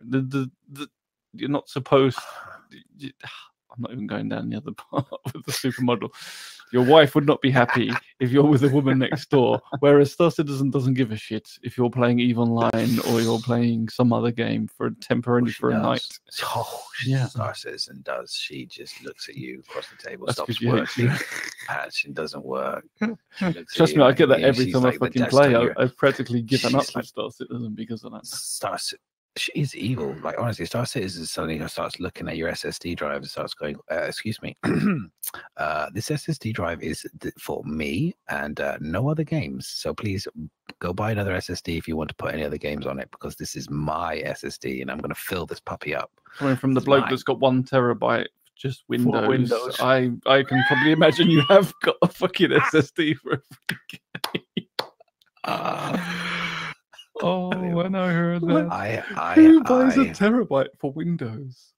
I didn't buy it just for You Windows. did. You said to me it's just for Windows. I said it was because I was having issues with Windows and I think it was a 100 gig or whatever it was. It was full. So I said, fuck it, we'll get a 1 terabyte. So, but I've got Star Citizen on it, and I put a few other games on it nowadays. Only Star Citizen. Actually, it's Windows and Star Citizen are the only 2 things on that SSD drive. That's it. Cool. Game one, machine wise. And I don't know. I don't know about anyone else, but like for me, I love Star Citizen, and it's hard. It just every time I go away for a bit, but it just that. But there's nothing wrong. But that's exactly more reason why you go away. It's because then you enjoy it. Like, yeah. But then at the same time, though, like then we talked about it. We don't talk about this, but we can talk about this. Yeah, we're blue in the face. But I mean, the other going away sometimes good because you get that kind of fresh thing. But at the same time, then I feel like I've missed out on I don't know every like when I'm streaming it, I'm like I used to be able to go. Okay, you need to go here. You go there. All those like the locations and all the missions they give us, and like I've lost a lot of that because I haven't played the patches and I don't know all the mission givers and all them. But then that makes it more fun for you to learn again, then, doesn't it? It does, but then I don't want to let that go. No one's saying. Like I said, there's nothing to say that Monday you play Star Citizen, Tuesday play another game. Like that's what I'm saying. I'm not on about abandon it. Well, we'll quote you on this when Cyberpunk comes out, and then you're like, no, sorry, but Star Citizen's the only game for me, and we'll all go and play Cyberpunk, and we'll all have a good time, and we'll tell you how amazing it is, and you can sit there on your own in patch 3.6.7 while we all play Cyberpunk. So yeah, no, I think Cyberpunk will be. No, it's only Star Citizen. It's only Star Citizen. Yeah, but I still, no. Yep, just Star Citizen. It depends. If strategy drops a freaking awesome patch, it's going to be hard. I'm not going to lie. If there's an amazing patch going on, we'll play Cyberpunk, no question. But if they have an amazing patch and combat is the bomb again, it's like just so fun. I will play both. I'll play both at the same time. I'll have to play both simultaneously. But you just said you can't do that. I can, because I will figure out a way. You're seeing problems that aren't there. There, no. We'll figure it out. Oh, God. Right. On that bombshell. Enough of me being stuck and trapped, but in a world of words and hyperbole. These people that think too much. It's not good enough. So yeah, I think I love you, CIG. I think that's everything we've got. Actually, we didn't even go. I can't be bothered. Was there anything decent on Star? I've written all that out for Star Citizen Live. Was there anything that was really worth talking about? Well, Pillow Talk was something that was mentioned here. Was that not Star Citizen Live? Oh, what with Tobes? Yeah. Todd. It was a lot of information and a lot of nothing at the same time. Is the way I would describe it. Well, actually, a lot of it it wasn't what was in 3.6. And that's why I wrote it all out, and then I started thinking, why am I doing this? Because we kind of want to talk about more. Otherwise, it's all just back to speculation of what they want to be doing in the long run. Exactly. And I felt like that's what a lot of the answers were, to be honest. Yeah, it was all very. I mean, yeah, like I said, if you went through it and you really broke it down, there was a few pieces. The only bit that I really liked was I always like with Todd is he's very honest about their not failures, but he's very honest about the things he's not happy about. You know, he's always comes across very much like, we're not doing this well enough. We need to improve this. This needs to be improved. You know, whereas not many other people get to that very quickly. He's very quick to be open about that. You know, it's like, we need to improve this. I'm not happy about the fact that we miss, you know, the roadmaps, that we're focusing on this. We should focus on this. I like that honesty and that stuff. But when you actually break down a lot of the stuff, it generally just comes back to the whole, yes, we'll get to it. You know what I mean? It's like, yeah, we're going to do this. Yeah, that's going to be happening. Maybe not. Yeah, we'll do this one. It was like, I've heard a lot of it before. For me, as an older backer, sorry, should I say not old backer, an older backer, I've heard a lot of it before. So I don't know about you guys. I mean, there was nothing else other than Todd's honesty. There was nothing that screamed at me other than stuff I already knew from leaks. Yeah, So, I mean, well, there's also lots of questions that people are asking that are kind of obvious what the answer would do, you know. There's things like the junkyards, where they're going to be in 3.6, but they're not actually going to work like junkyards, how they imagine them to be. But they're going to be, you know, where you sell illicit or illegal goods. Talked about the armistice zone, but again, that's just still future planning, but it's not actually in 3.6. We know it's going to go eventually. The armistice zone will go, and it will be based on, you know, a revenge system, which is what most games live off of. And you can put bounties on people. You get NPCs will kill you afterwards, and there will be a cost to pay for wreaking havoc. Now, if you want to pay that cost, that's for you to be able to do. Like in life, I could go out and go do something crazy and violent, and you know, but the cost will be prison. You know, lose all my money, family, whatever else, you know, all that sort of stuff. In the game, it's a little bit trickier, but financially, you'll lose stuff. You'll lose money, and you may lose even game time. Who knows, depending on how severe it is. One of the questions that was a little bit interesting, and I think we touched on it a little bit earlier as well, was someone asked about, will there be a compass and coordinates and point of reference? And they kind of said that they hadn't really talked too much about it. They didn't say there's not going to be, but they said there's a lot of difficulties because of the axis that you're on and planet rotations and everything else. Yeah. And then Disco hinted on or commented on something that we discussed earlier, which is they, to a certain point, they don't want it in there because otherwise it leads to people having websites telling you that, oh yes, the drug lab is exactly at X, Y, Z. The discipline is at this one, and you have a database, and anything you want to find, you just go to this website, you find the database, and it'll tell you exactly where it is, coordinates, and on top of that, they plan on having data as a resource in the game, so that you can say, find out where a drugs lab is, save that location to a chip, and then sell that to somebody else so that they can find it. And I just thought that was quite an side. Yeah.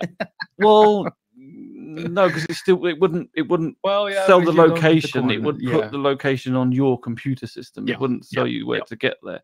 And I think he makes a good point. And and I think that's what we kind of discussed earlier. In some ways, that it ruins games to a point that you go there, even if you don't mean to, or even if you're not that sort of person, you end up not helping yourself by going, oh, let me just have a quick look where that is. You find yourself being drawn to that kind of website.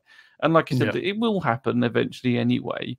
But I'm actually for not having the compass. I think it would be actually better to have that data being sold and transferred and you buying it that way rather than it easily being found on a massive website database. So I just thought that one was an interesting one. Anyway, I can see Madness I think riveted by it. I was actually, no, genuinely though, I was. I actually really, I mean, I 100% agree with you. No. I think that makes 100% sense. Why would you want? I wouldn't want that. like, and it makes total sense. If you're buying the data, you want to create an economy and a reason for having that data in the game. If everyone can suddenly figure out exactly memorizing and remembering it, like you said, I don't want to have all the web pages out there telling us where everything is, destroying exploration for, how fun was it, or not fun was it, having to learn how to get to Jump Town? That was a challenge. Learning the articulation of the land, where to jump to. People were, the number of times I had to watch the videos backwards and forwards to go, okay, so, and then I eventually you started by repetition, you kind of learned where that was. There was a few times when it was like, oh my God, I wish I could have just remembered this. I could remember this because now my computer could remember, Yeah. But there was something there. A little bit of something.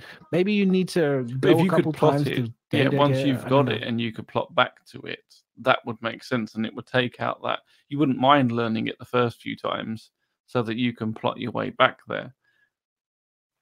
I think maybe you need to go a couple of times to get a percentage. I don't know, for the computer to gather the data, you got to stay there for a time, or to get the topography. I don't know. They could make it into something really quite interesting. I'm sure they've discussed it around their big round glass tables that they do. How to make that an interesting data stuff really interesting. I would it would be really cool. I didn't like the compass question. It was really highly voted. I didn't know why people were even asking that on that thing. That's what we've just been discussing. No. The question that was added. 1700s. I didn't like the question, as in like the question that was given to like it was really highly voted in Spectrum. The compass question.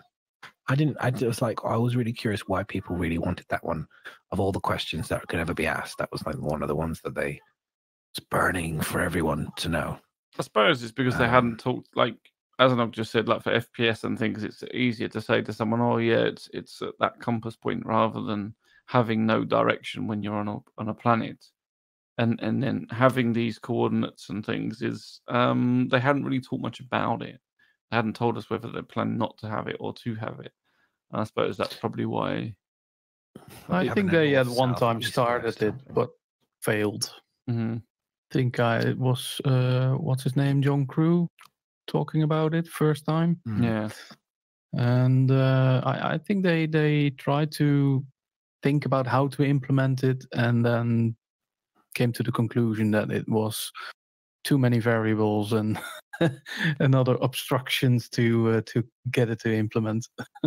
Probably, yeah. It'd be interesting to see where they go with it, but there's always lots of questions. There are definitely lots of questions where they ask, and it's like it's a pointless question. They do seem to like pulling them out of the bag quite often. When you feel like there's probably some better ones that are out there. But I mean, I knew it. Even delayed answer, that was like one of the highest ones, and they delayed even asking the questions. That said quite a lot to me. There was what he is like.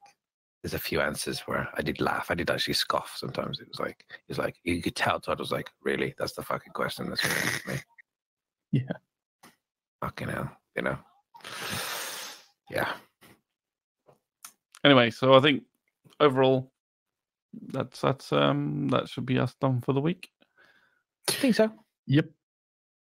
I feel like 3.6 is on the teetering edge of coming out. I don't know. It seems to be, it's being teased a lot. We'll soon see. Hopefully this time next week we'll have it out and we can discuss it a lot more freely and a lot more easier. Those of you that weren't here at the start of the show, as we said, we are looking to mix it up a little bit. So when you come back next week, we will still be having a small Star Citizen section, depending on how much information is, but we will be doing something different afterwards. So if you're interested in discussing other things, then come and join us for that, and we'll do a I don't know what it's going to be. I don't know. It's going to be chat about different things. If there's anything that you wish to discuss or wish for us to cover and talk about, jump on any of our Discords, jump on the Asylum Discord if you like, and come and ask some questions. Tell us any topics that you're interested in that you might want to hear us rattle on about. I think the biggest thing that we're going to be doing, guys, is that we are, whereas we've been running the shows between Miserable G's streaming channel and my streaming channel, we're going to, pretty sure we've agreed on this right before I say Are we this. starting this next week, or is this something that we are going to be doing? I think we're going to try to do it next week. So we're going to advertise it probably. I think we'll try to do it next week. If we don't do it next week, we'll advertise it heavily. We're just going to do it. A couple of weeks. I think we're just going to do it. So we're going to move to a Asylum Twitch channel directly. And I think that will give you guys, so you don't have to keep jumping around between channels, between Miz and myself. And and also you just feel like it's just easier if we put it in one place. It also gives us, I think, the opportunity for many other different things that we can do. We can bring watch parties to the Asylum channel. We can do, other things on this channel. So we can obviously do our own thing, but maybe we might want to do team things and group things and, just to kind of like have some fun and stuff. So we will be doing that. Now, if you guys scream at us, obviously, over the next week or so, I don't think there will be many screams, but if anyone screams at us and says, no, you guys, this is a terrible idea. I like the fact that you guys have got it over 2 channels. I have to keep jumping between you and I don't know where you are. Let us know. But I think we're at the place now, I think, where we want to grow. We want to grow the channel in a different way and start trying different things. And it's being tied to our personal Twitch channels, I think is not great. So yeah, and also when we have, it gives the opportunity for other people to host and, like bot host and things like that. We're not stuck to, because like the way we've been running it is the host then controls what videos we're showing you and how we do it. So they're kind of like the compare for the show and stuff. So it seems unfair when we bring other people in and then they're not getting a turn on their channel. It's just easier, and hopefully it'll be easier for you as a viewer because you know where to turn up every week. It's going to be on the Asylum. Bunson's linked the chat, so if you haven't given the channel a follow, please go and give the channel a follow. Please. We will try and advertise it as much as we can. And hopefully, like you said, hopefully for you guys it will be better, and hopefully it'll be better for us. And we're going to mix up the content, so it's going to be Star Citizen always. We're going to have a little chat on it. We're going to do things from afterwards, from talking about games, talking about technology. We may well play Star Citizen or play another game while talking about it as well. And talk and play, whatever. We're going to have lots of different things. So hopefully it'll be more interesting for you guys, not just us going over same old stuff in Star Citizen. Yeah. Hopefully, like we said, we won't be burning out, so we'll be having fun. But as always, we're doing this for you guys as well. So give us your feedback. Let us know what you think. Yes, please. And let us know. Keep supporting us because we love you for it. Yeah, and if you're watching on YouTube, don't forget, if you have got all the way through, hit that follow, hit that subscribe button for us. Definitely, just for people who are maybe listening as well. So it's for the Asylum channel, it is www.twitch.tv/Asylum FWG, which stands for 4 Wayward Gamers. So that just again, so the twitch.tv/Asylum FWG. Go hit us up and follow us. We'll be putting out stuff on Twitter between all of the stream crew and everyone. And that's the other great thing is we've got a stream team here. And I don't know if we mentioned it earlier, but we've got a new addition to the team. Epic Zach is joining us on the stream team, which I'm really excited to bring him on board. He brings a lot of knowledge from YouTube and stuff. So it's great to get him on board with us now as part of the stream team. And that's the other thing is we'll be able to then use that channel for the stream team a bit more as well. So if those guys want to do things, you're in different time zones when we're fast asleep, they might be able to do some things for you guys in the States and really try and grow it. We don't know exactly, but I think it's offers us a far better base to play on and to be far more creative with. And those of you that are just interested in Star Citizen, like I said, we will have that link at the front. And also for YouTube, we will, by doing that, we'll have a process where we'll cut it out so that the podcast will stay as just Star Citizen on YouTube, and we'll cut the second half out and put that as a separate podcast. So, because we know some people here that they just love Star Citizen, so it's fine. Yeah, and we do. I mean, we're massively passionate about it, but we also love games as well, and we want to do, and we also just love talking, as you can tell, because we're still talking now. I do anyway. So there we go. So I don't know. Follow. Go follow. I don't know if there's anyone you wanna. We can throw you guys over to. Who is on? Scorpion is below us, next to us. There's There's a English guy called Elric the Nord. I don't know who he is. There's quite a few new people these days. It's hard to know. Elric the Nord. He's got a song request. He looks pretty new. Yeah, he looks I pretty new. see. Why don't you throw Okay, him? let's go over to him, shall we? Eric the Nord. I don't know if he's English. Does he speak English? Sounds like he It says speaks English, so hopefully. It says English. It's in English. It's all written in English. Okay, guys, as always, thank you very much for joining us. Thank you for the support. We love you as always, and we will see you with our new format, hopefully, Yay. next week. Let me just do this raid and see if it works. Did that work? Hopefully. Yeah. Light stream is all kinds of messy. Okay, there we go. Thanks, guys. I don't know how long that's going to take, so we're just going to cut off to another scene. Take care. And if you missed it, you can catch up on YouTube hopefully tomorrow. Goodbye. Bye. Bye-bye.